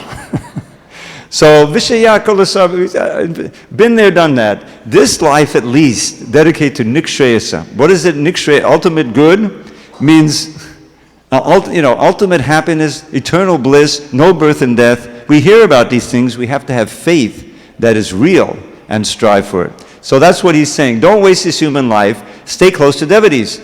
By the way, the official pronunciation is actually devotees, not devotees. That's why I heard a little bit of, where did we get devotees? Did we get devotees? I think so.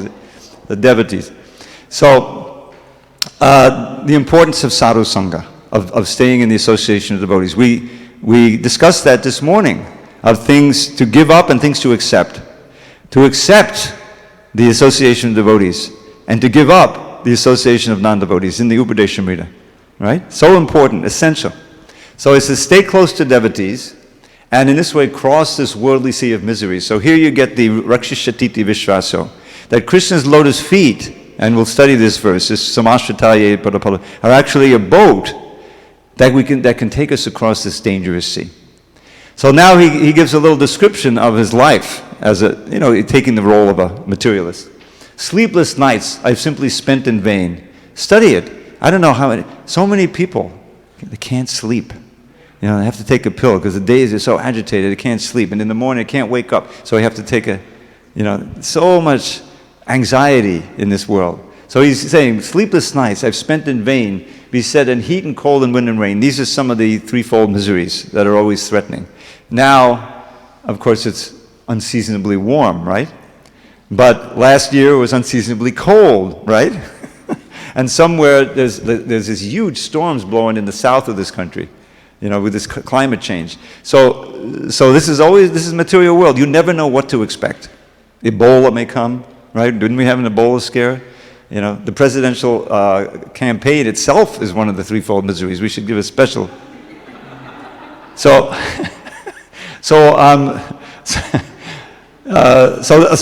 Working hard, blindly serving cunning people steeped in sin. In other words, in order to live in this world, you have to get a job, and who are these people? You're serving them simply for the fleeting pleasures of the senses. He's taking stock. He's taking the role of a materialist.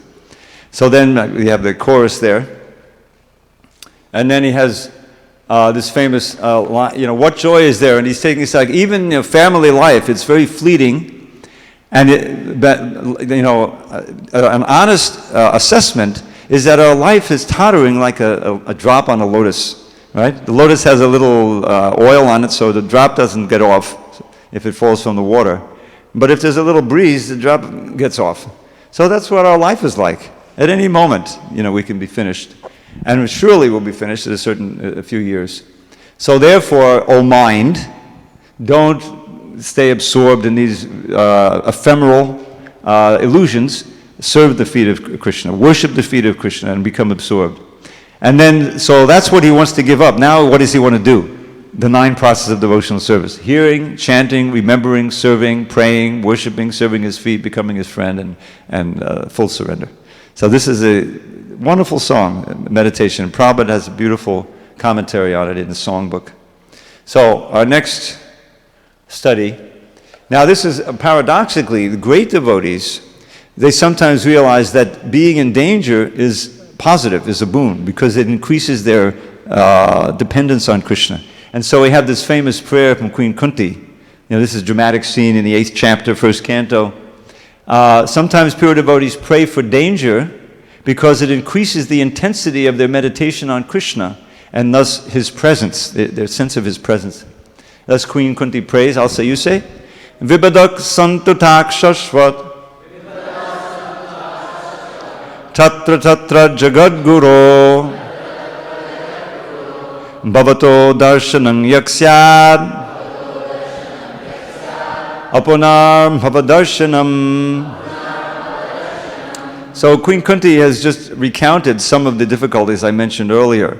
The house of lack and the poison and all of the difficulties in the war itself, the battle of... So now she says, I wish that all those calamities would happen again and again so that we could see you again and again. For seeing you means that we will no longer see repeated births and deaths. So I don't know about you, but I can't pray like this.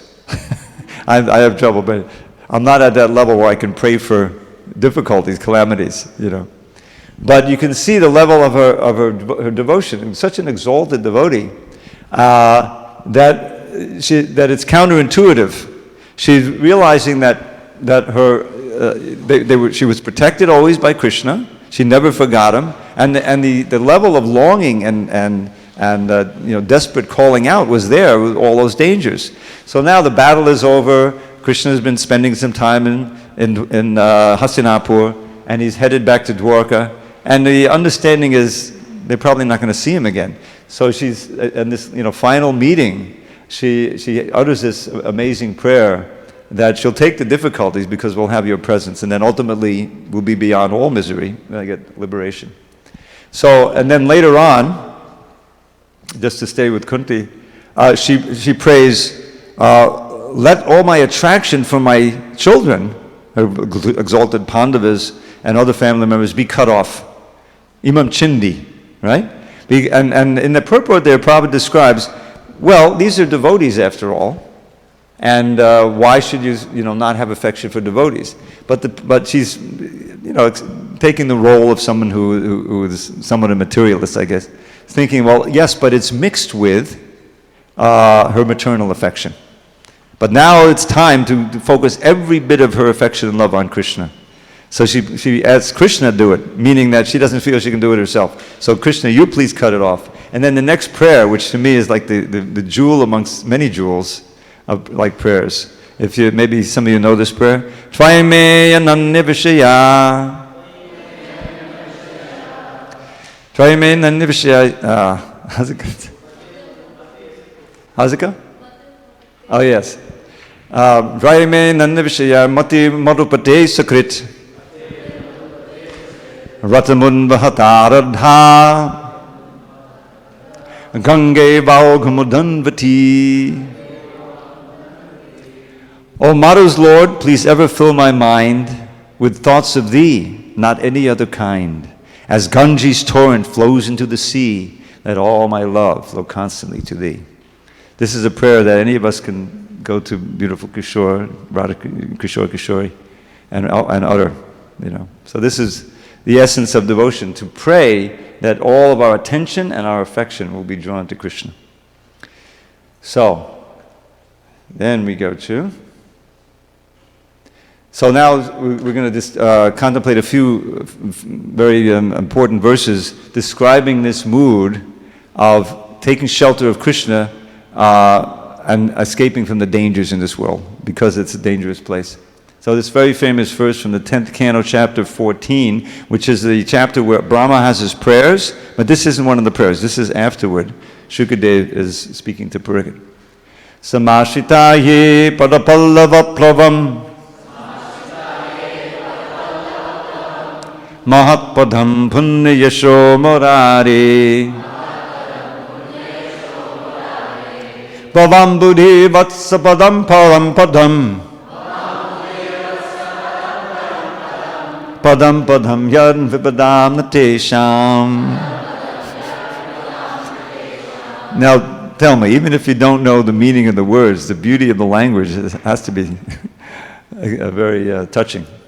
So the meaning is, for those who have accepted the boat of the lotus feet of the Lord, who is the shelter of the cosmic manifestation and is famous as Murari, the enemy of the Mura demon, the ocean of the material world is like the water contained in a calf's hoofprint. Their goal is Parampadam, Vaikuntha, the place where there are no material miseries, not the place where there is danger at every step. So, actually, they're there already. Just like the idea here is that they take shelter of the boat of Krishna's lotus feet to go over that ocean, but then the ocean shrinks down to a little puddle. So you don't even need the boat. You're already there. The idea is that all of this fear and all of this anxiety and all of this material desire, it's actually like a great hallucination. It's a big dream.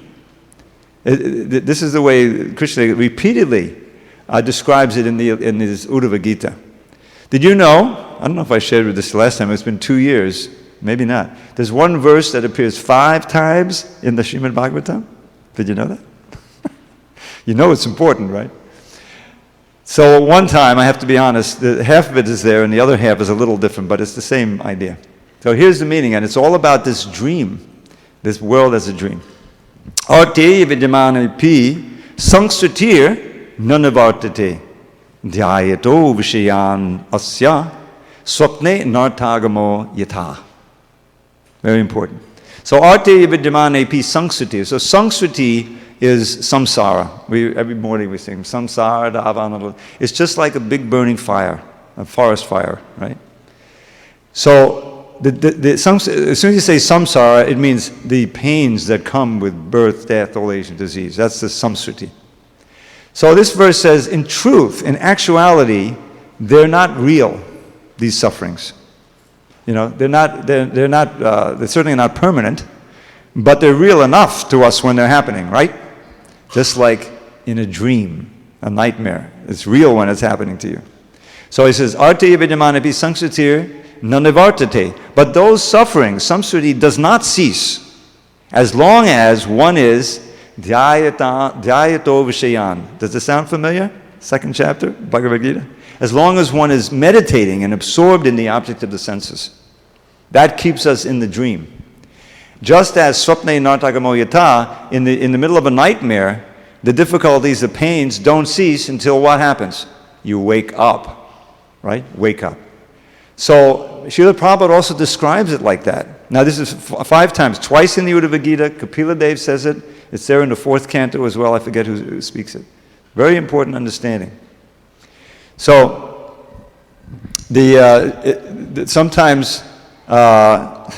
Periodically over the years, I'm sure you remember, the question of the fall of the jiva came up. How did we ever come here? Why did we ever come here? Right? Weren't we happy in the spiritual world? Right? So this is troubled devotees. So there's a history to it. I was deeply involved in this question back in the 90s and early 2000s. So at that time, I was going to LA, and Madhudvish, former Swami, he had an apartment there, and I would run into him. And it turns out that this question came up back in the 70s. In Australia, he was the GBC at that time, and some of the devotees, just reading Prabhupada's books, were arguing and confused and thinking, well, we must have come from the Brahma Jyoti and this and that. So he wrote to Prabhupada and he asked him, can you write something that we can then circulate that will solve this issue? That will be your conclusive understanding of, the fall of the jiva, right? So he wrote it. And it's called the Crow and Tala letter. I'll explain that if you're interested. So what that means, so what he said there, and I'll just summarize, is that, and like the money quote is, formerly we were with Krishna in his lila or sport. But because of our free will, somehow or other, we developed a desire to compete with Krishna.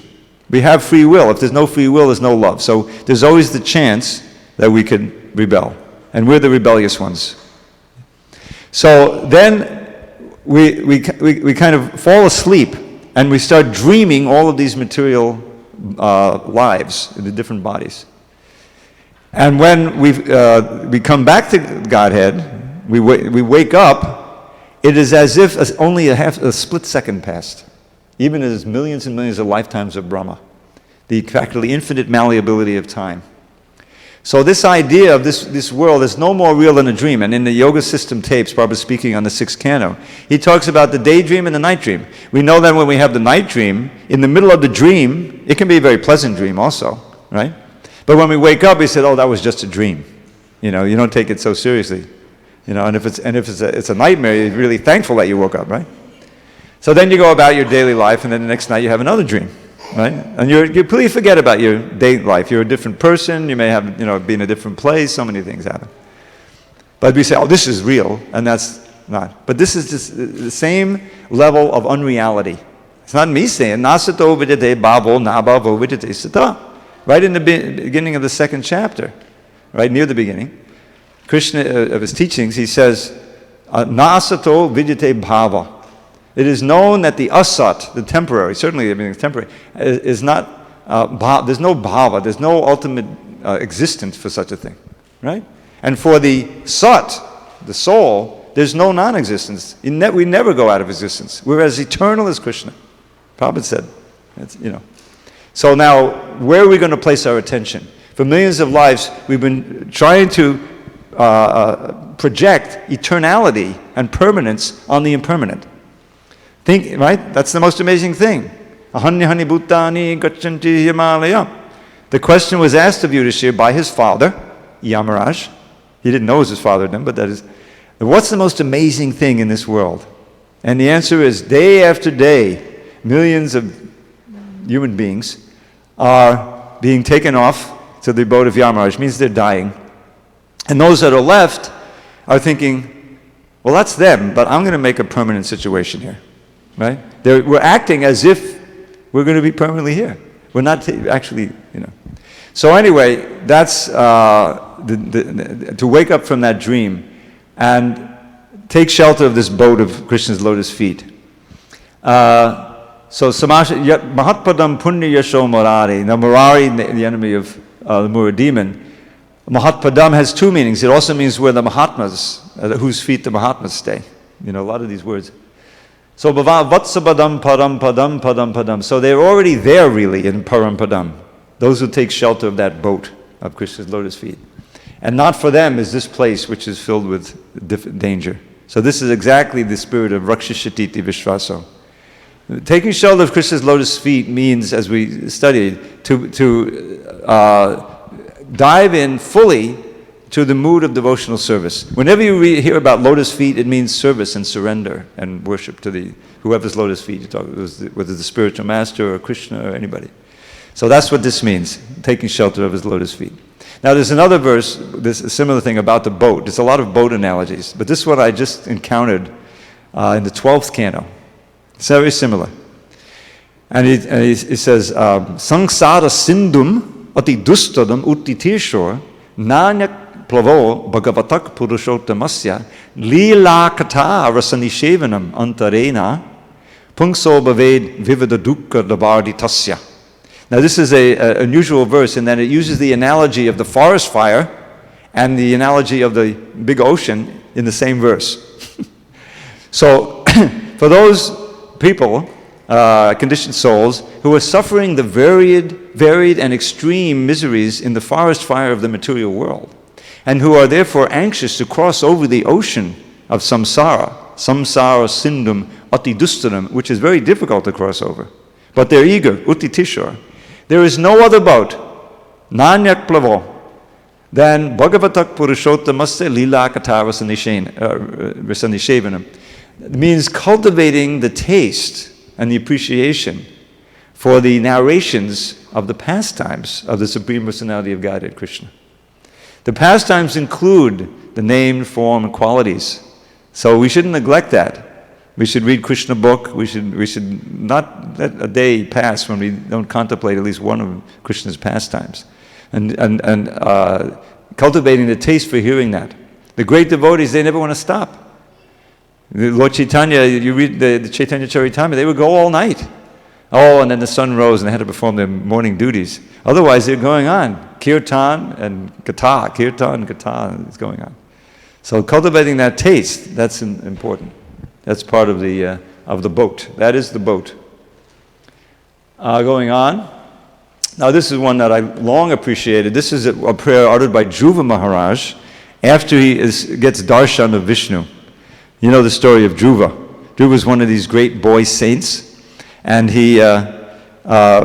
it's interesting because we can relate to Dhruva in the sense of the metamorphosis, if you will, or evolution of desire. As Krishna says, you can come to Krishna consciousness for any motivation. Anyone who comes to me out of distress, looking for money, or out of knowledge, or looking for knowledge or inquisitiveness, they're pious. You know, that's good. Chaturvadava sukritarojana. You know, but the best of all are those who really know what they're looking for. Gandhi, right? So Dhruva more or less went for artha. He was looking for a big kingdom, better than his father's.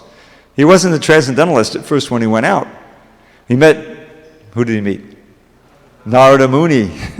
Narada Muni, he has bhakti shakti. He has a shakti vesh, means that he gives just what each person needs, right? So he saw Dhruva. Now Dhruva, his very name means fixed. That's what the name is.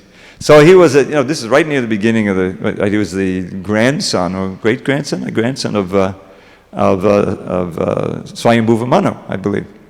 So he's a Kshatriya, even though he's 5 years old. So he was insulted by his stepmother. I won't go into the whole story. So his stepmother told him, "You'll have to, get God's blessing to, sit on the throne, or take birth from my womb, and then you can sit." So as he went to his real mother said, "Well, she's right, actually.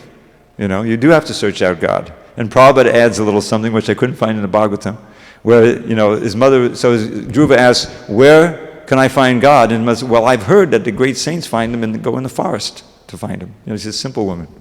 Suniti, virtuous, whereas his stepmother is Suruchi.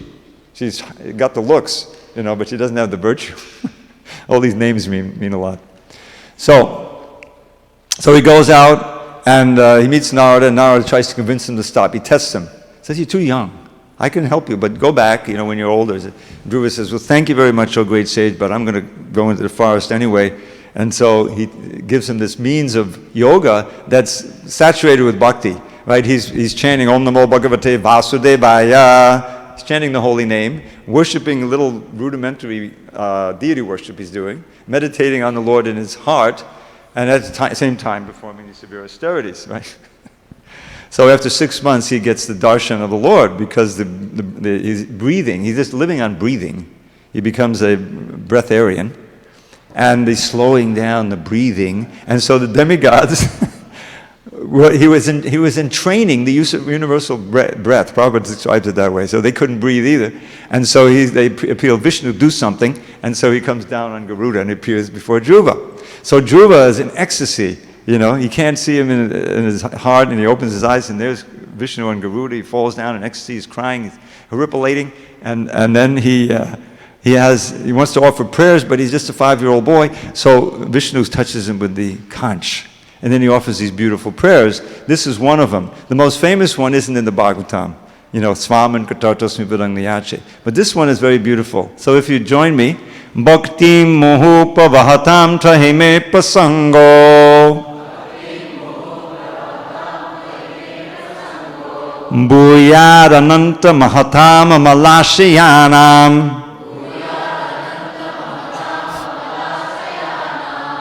Yenanjasobanamaru vasanam bhavabdhim.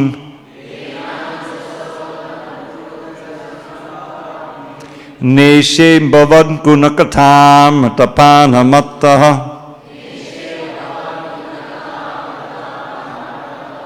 O Lord, kindly bless me with the association of your great pure-hearted devotees who constantly render you transcendental loving service, just as a wave-filled river constantly flows.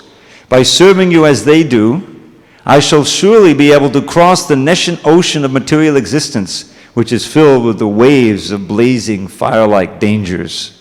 It will be very easy for me, for I am becoming mad to hear about your eternal transcendental qualities and pastimes.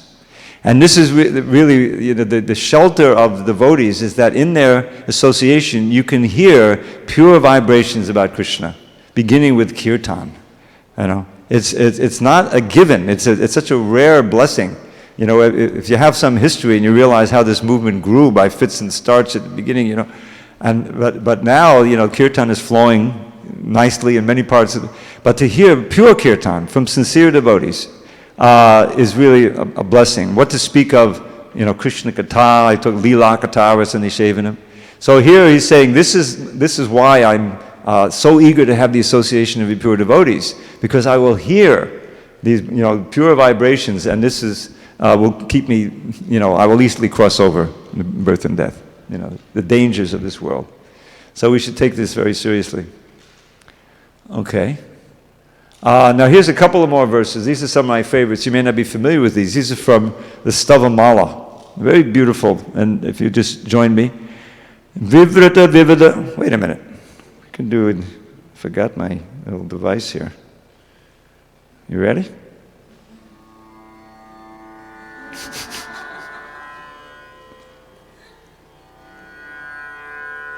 Okay.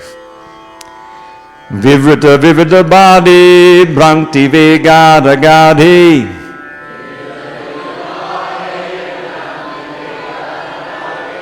Balavati Bhavapure Majjato Me Vidure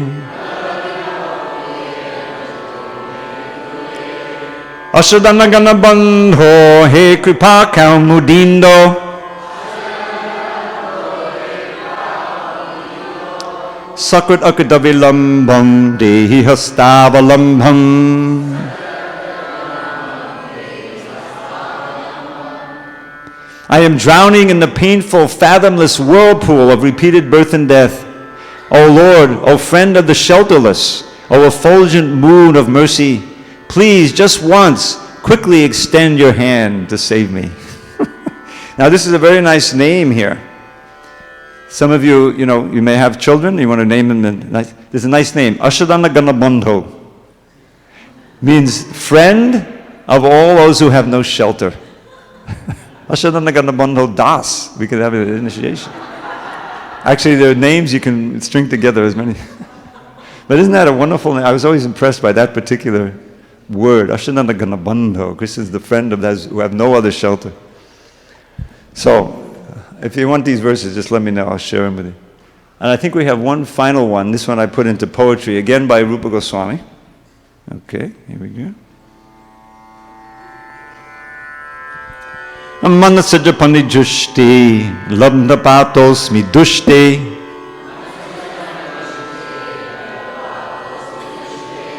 Timina gahana rupe, hanta sangsara kupe. Ajita nikada laksha hita mundhara daksham. Upanaya mama haste bhakti rajum namaste. Fallen in the deep and dark and dirty well of Maya, threatened by the snake of lust, whose venom burns like fire, helplessly I plead, O Lord, whose strength is ne'er in doubt, place the rope of bhakti in my hands and pull me out. Now, there's very deep meaning here, because this is a very nice assessment. You notice how these verses, you paint a picture, a realistic picture of our situation. These are great devotees writing, but they're writing for us to.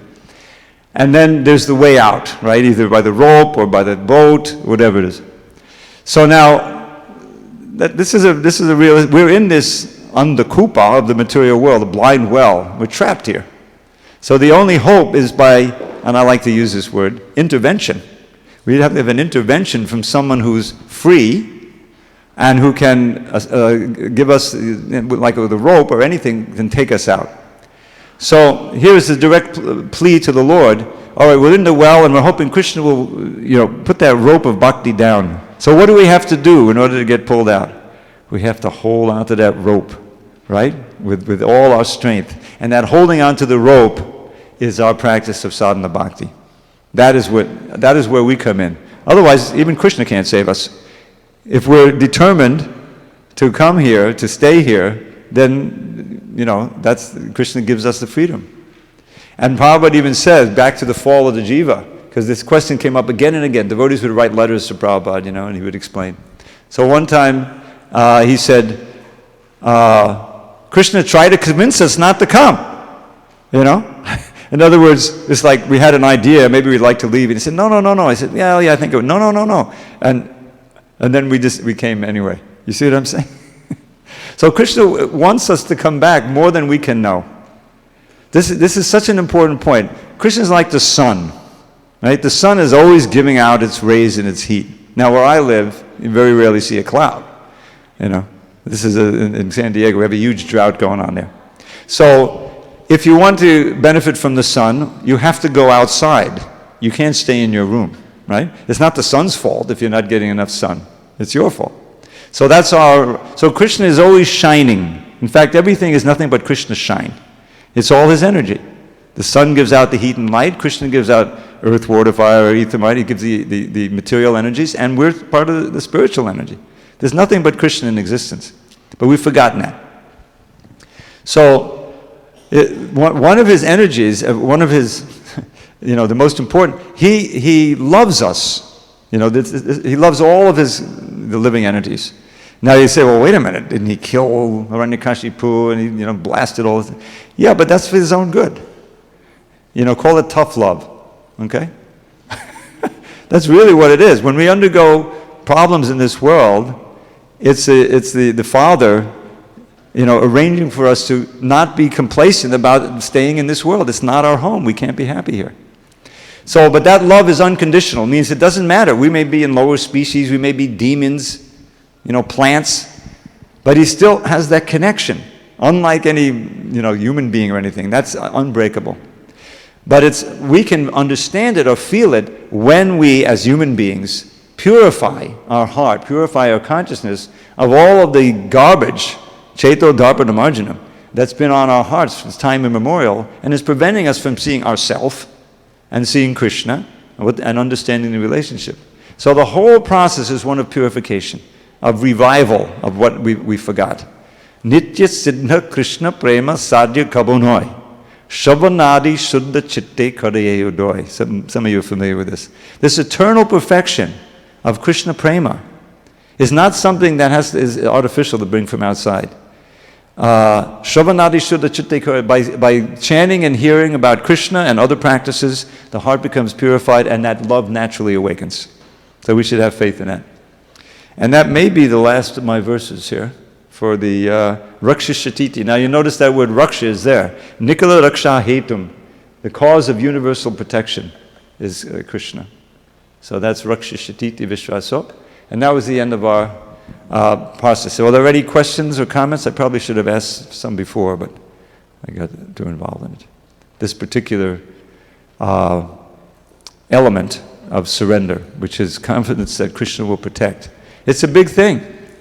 Because the reflex action, of mood, of being in the material world is to somehow ward off the miseries. This is a big thing, to counteract the miseries of this world.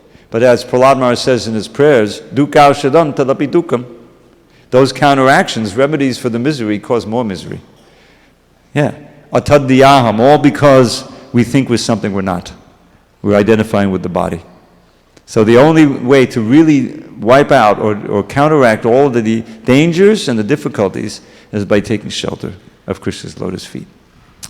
Okay, so we have another half hour, and we will explore number 4, which is Goptrit Vevanantata, the acceptance of the Lord as one's guardian or master. Now there seems to be, to me, I did a lot of study here, some overlap between the mood of Rakshasatiti Vishwaso and Goptrit Ve, in the sense that Goptrit Ve really means like this idea of maintainer, but almost like a child and a parent. But the parents also provide, as part of that maintenance, protection from danger. But they're focusing on Goptrit Ve and guardian or master. So let's read Bhaktivinoda Thakur's song, one of his songs in this regard. All right. Dara putra nija deho kutumba palane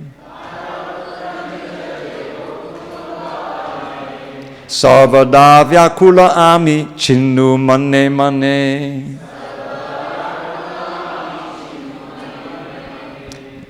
So taking the role of a materialist, he says, within my mind I have always been anxious for the maintenance of my wife and children, my own body and relatives. How will I earn money? How will I acquire fame? How will I arrange the marriages of my sons and daughters? Now, through self-surrender, I have been relieved of all anxiety. O Lord, surely you will provide for the maintenance of your own household. Recognizing me as your own servant, you will certainly maintain me. While rendering devotional service unto you, I feel the greatest happiness. All events take place only by your will, O Lord. The deluded souls of this world declare, or the deluded soul of this world declares, I am the doer, but this is pure folly. What is a tiny soul actually able to do unless you act? The jiva can only desire to act, and unless you fulfill his desire by your own sweet will, he cannot do anything. Being free from all anxiety, I will humbly render service unto you. If any good or evil should occur while serving in your home, it will not be my responsibility. Bhaktivinoda thus completely renounces his own independence and engages in the exclusive service of your lotus feet with no other interest in life. So this is the mood of the devotee who feels completely dependent on the Lord. Now you can pick up on this mood perfectly in Srila Prabhupada's Markane Bhagavad Dharma song he wrote just after departing. They landed in Boston. That was the first stop in the long, after the long trip. And then he wrote there that, how am I going to, basically saying, how am I ever going to penetrate the modes of nature here? It's so thick. I feel helpless and hopeless, my Lord. I'm like a puppet in your hands. This is your mission. If you wanted to succeed, then please make my power of speaking able to enter their hearts, right? And make me dance, oh Lord, make me dance as you like. This is a perfect Sharanagati. Prabhupada just felt, whatever. He'd already been through that trip, he had 2 heart attacks, he had the dream with Krishna taking the boat. So he'd already seen Krishna take direct action in helping him and in taking charge. So that continued throughout the whole mission. He's a pure devotee. So that's the mood. It's not easy because in the conditioned state, we immediately try to have some kind of a strategy for our maintenance, our protection, right? Yoga and Shema. That's going to come up. Yoga and Shema that Krishna talks about. That's what we're talking about here. So let's explore a little more. And let's see. Sorry about that. So this is my own little summary. A big part of false ego is the sense that I am the master and controller of my sphere of influence. I will work hard, earn money, and maintain myself and my dependence. A surrendered devotee of Krishna understands that he, Krishna, is the supreme controller and owner of everything. Ishabhasam idam sarvam. As Srila Prabhupada says in his explanation of Goptrit Ve at Chaitanya Charitamrita Madhya 22:100. Shri Kishore Kishori ki jai. Shri Gauranatai ki jai. Jagannath Baladev Subhadraji ki jai.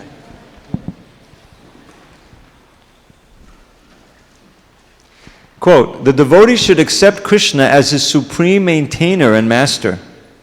He should not think that he has been protected by a demigod. He should depend only on Krishna, considering him the only protector. The devotee must be firmly convinced that within the 3 worlds, he has no protector or maintainer other than Krishna. And then I thought of the perfect example of Madhavendra Puri, who was like, the supermost level of Goptvidve, not even begging. Madhavendra Puri was so surrendered that he wouldn't even beg any food. Quote from the Chaitanya Charitamrita. Madhavendra Puri avoided begging. He was completely unattached and indifferent to material things. If, without his begging, someone offered him some food, he would eat. Otherwise, he would fast. From Madhya 4:123. So you know the story. Madhavendra Puri went to Vrindavan, and he's sitting under a tree and just chanting. And he's not begging, he's fasting. So Krishna comes personally. He didn't recognize him, with some pot of milk, and he made some excuse that he was sent there. And so Madhavendra accepted the milk, drank the milk, and he waited for the boy to come back. He said, "I'll come back and get the pot." He never came back. So then Madhavendra says, "Oh, that was Krishna. I saw Krishna." It's going into ecstasy. So the whole thing happens, in dreams, right? So then he has a dream, and Krishna comes to him again. My deity has been buried there for a long time in the forest, because the Muslims would come and they'd threaten the temples. They would take the deities out. So there's Gopal deities. Anyway, the story goes on.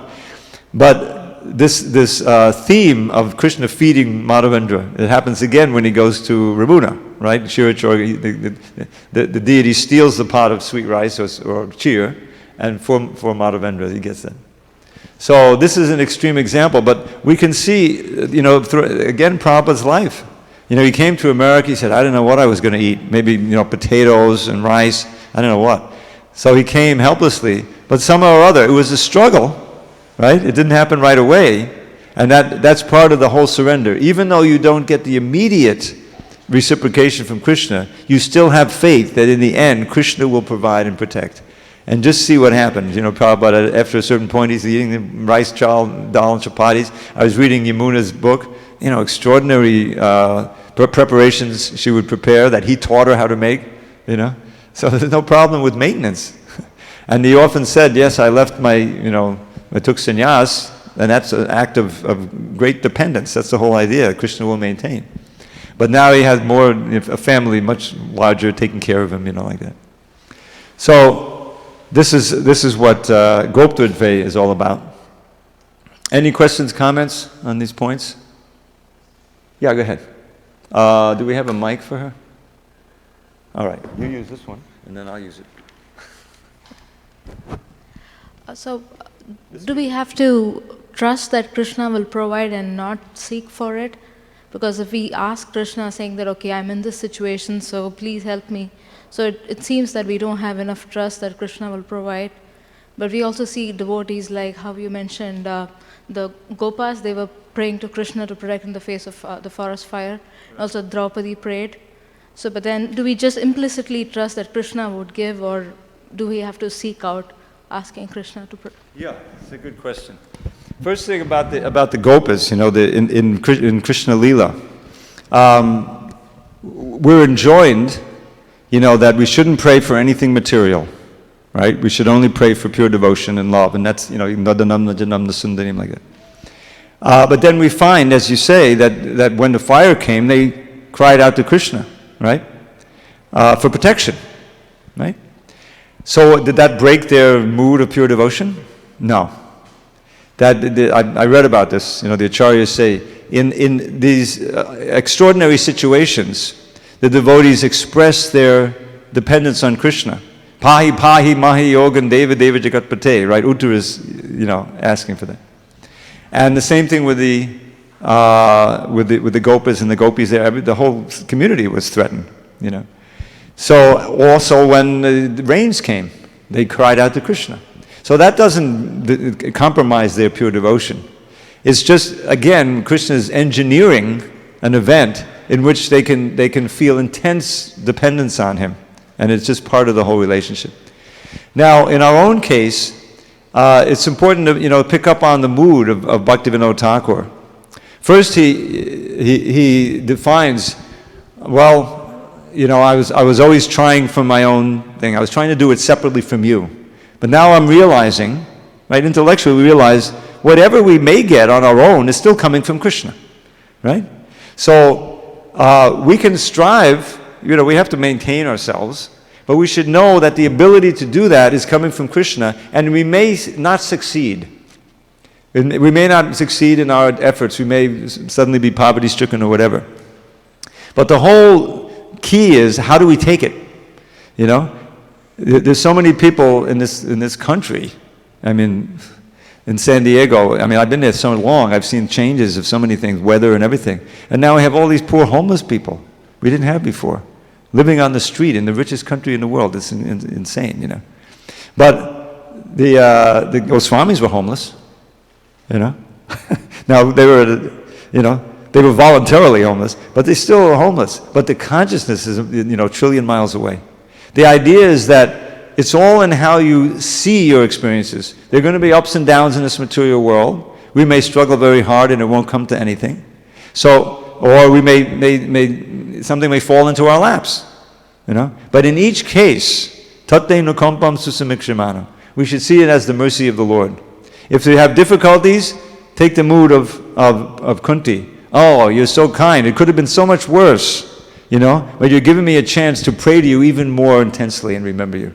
And if something materially nice happens, oh, Krishna, you're so kind. You're giving me more facility to serve you. You see that in anything that happens then, it's a impetus for a positive relation to Krishna. Not, you know, with the kite of a dharma, is that, oh, I prayed and prayed. The Prabhupada gives an example. In Germany during the war, so many wives, they sent their husbands or sons or parents or fathers, you know, to the war. And they prayed like anything. The mothers prayed, you know, for them to come back. Many of them didn't come back. So all they lost their faith. I prayed so hard. I was a good Christian my whole life, you know. This is not pure devotion. So in devotional service, we pray to Krishna not for the material things. We pray for the pure love. We pray for the things that lead us to pure love. Just like we had earlier, some of you missed some verses from the Namashtaka, praying for a taste for the holy name. Agadamana Yashoda Nandano Nandasuno. He gives some sample names. And then at the last line he says, please increase my taste for you more and more. So many verses like that. So it's not that we don't pray to Krishna for the maintenance. We try to do what's needed, saying we're doing it in the spirit. This is your household. And Bhaktivinoda was a magistrate. He did work, you know. But he understood the whole thing is up to Krishna, whether it succeeds or not. And we're going to sing that song. Do we have, not now, but for Atmana Vedana, Manasadeha Gaya? Okay, so just, are you the one who plays and sings? There's one lady who sings. Okay, we'll do that next time, but we should be ready for that. That's also a song that he wrote, very famous, you know, that everything my mind, my body, my home, everything is yours, Lord. Do with it what you like. So we're not, going to take sannyas. We're not, just going to give off, disregard our material responsibilities. But we're going to change the way that we see those things, so that whatever we do, we see it in relation to Krishna. And we're not disappointed when difficulties come. That's the basic principle of Bhagavad Gita. We don't get, jubilant when something really good happens, because then but the flip side is we're going to be so depressed when the bad thing happens. You stay equipoised and do your duty and deepen your relation to Krishna. Okay, so this is also an important aspect of this dependence, or that goptadve, maintenance. So in the 9th chapter of the Gita, after explaining why worshipping the demigods is self-defeating, Krishna tells Arjuna at 9:22. Now you remember that passage? He says, some worship me indirectly, right, by drinking the soma rasa and praying to go to heaven, and maybe they succeed to go to heaven, and they enjoy like anything.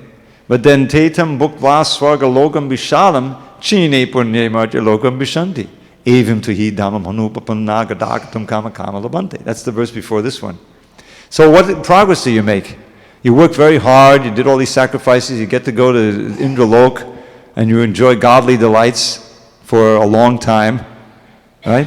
But then your piety is used up, chine punye. It's like you put money in the bank and then you spend it on vacation, on a credit card.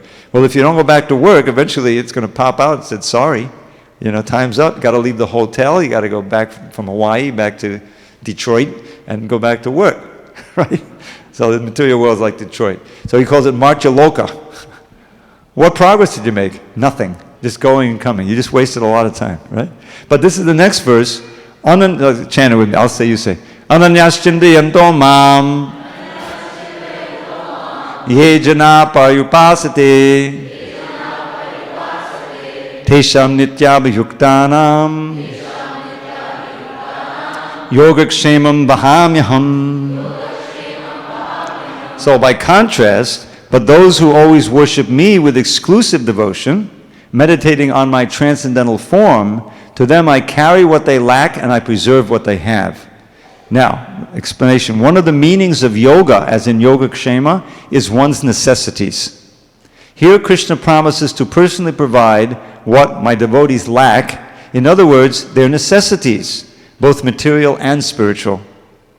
As a small child implicitly trusts his parents to protect him and provide for him, the fully surrendered devotee trusts that Krishna will fully protect and provide. This is Goptritve, you see?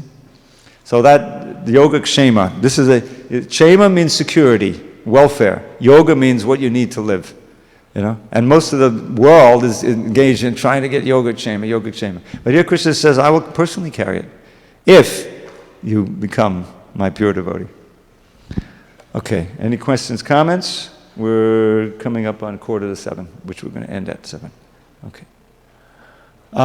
There's a couple more verses. These are beautiful verses from the Stotra Ratna. Stotra Ratna means jewel-like verses composed by Yamunacharya, the spiritual master of Ramanujacharya. Okay, let's see if we can chant this one. Let me get a hurdy-gurdy going here.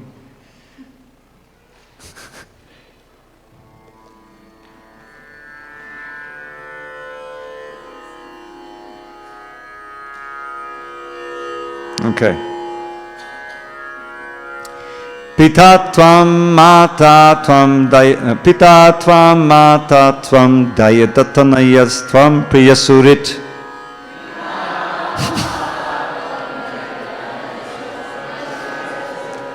Tvameva tvam mitram guradapi gatis chasi jagatam.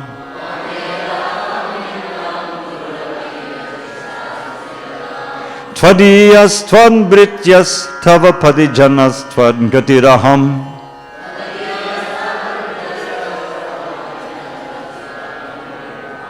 Papanas chaivam sa tvaham apitavai vasmihi bhavaha.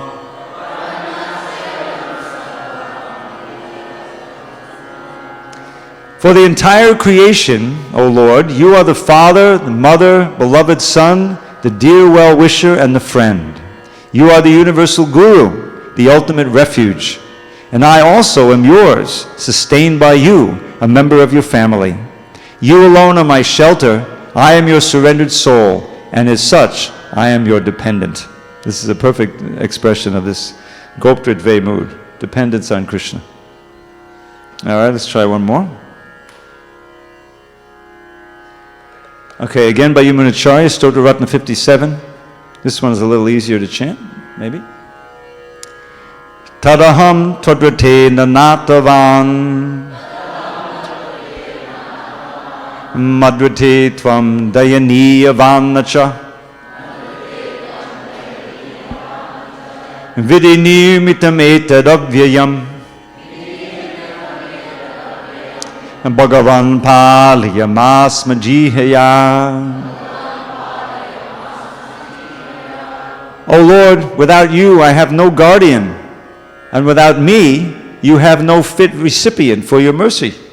This is our unbreakable relationship. Therefore, please take complete charge of me, O Master, and never leave me.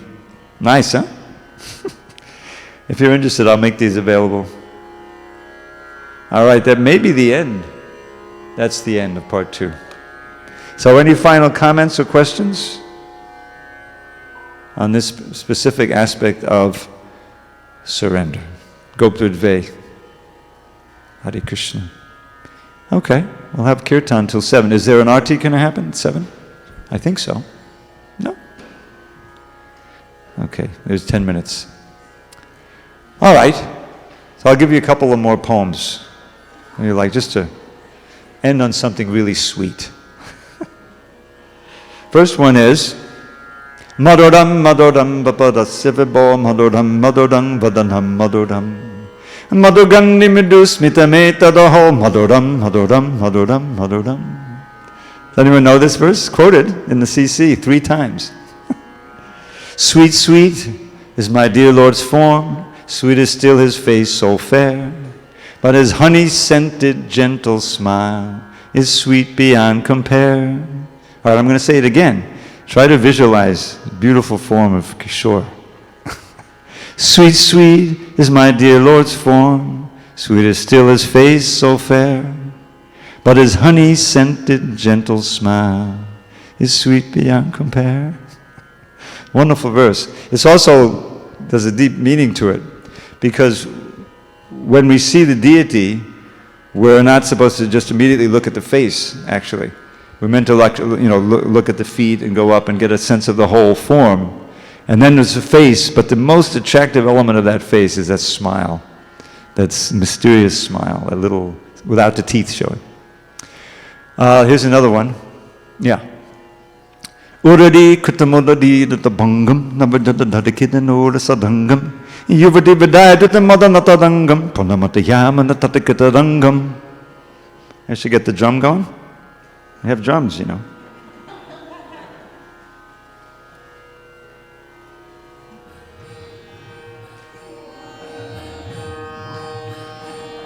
In the Nilaman, okay. Uradi kutamudadi databangam, nabadadadadikidan ola sadangam, yuvadi vidayadata madanatadangam, punamatayamanatatikatarangam.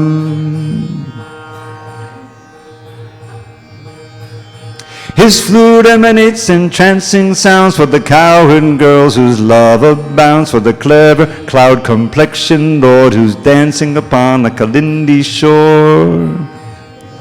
We'll get these verses on the board, not now, but his flute emanates entrancing sounds for the cowherd girls whose love abounds, for the clever cloud-complexioned lord dancing upon a Kalindi shore. Hare Krishna, Krishna Krishna, Hare Hare, Hare Rama, Ram Ram, Hare Hare. Krishna Krishna, Hare Hare, Hare Rama, Hare Krishna, Krishna Krishna, Hare Hare, Hare Rama, Rama, Hare Hare.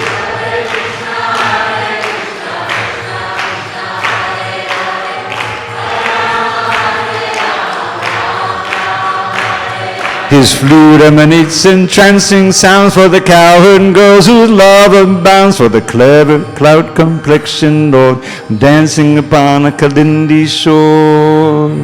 His lips are sweet, his smile is sweet, his lotus eyes and face are sweet, his heart is sweet, his name is sweet. The King of Sweet is sweet complete, the King of Sweet is sweet complete. Hare Krishna, Krishna Krishna, Hare Hare, Hare Rama, Rama, Hare Hare. Krishna Krishna, Hare Hare.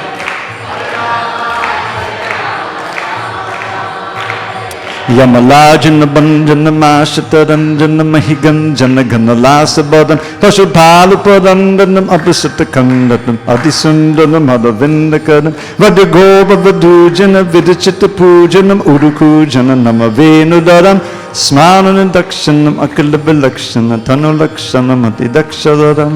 Now, everyone chant. Can you chant?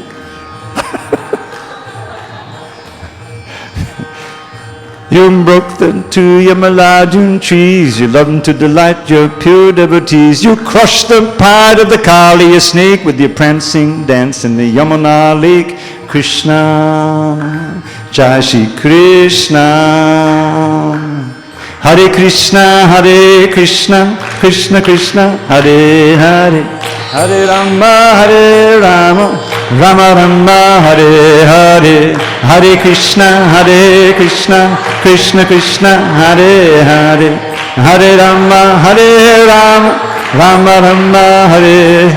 Nitai Gauranga, Nitai Gauranga, Nitai Gauranga, Nitai Gauranga, Nitai Gauranga, Nitai Gauranga, Nitai Gauranga, Nitai Gauranga, Nitai Gauranga, Nitai Gauranga, Nitai Gauranga.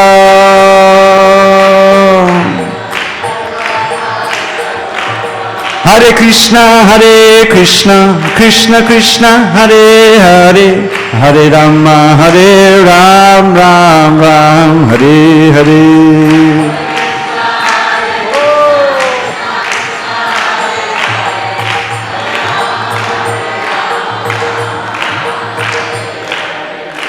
Go Premanandi, Hare. So that's just a little taste of our sing-along, or Song of Rama, whatever we call it. That'll be, I think, on Sunday. All glories to Prabhupada.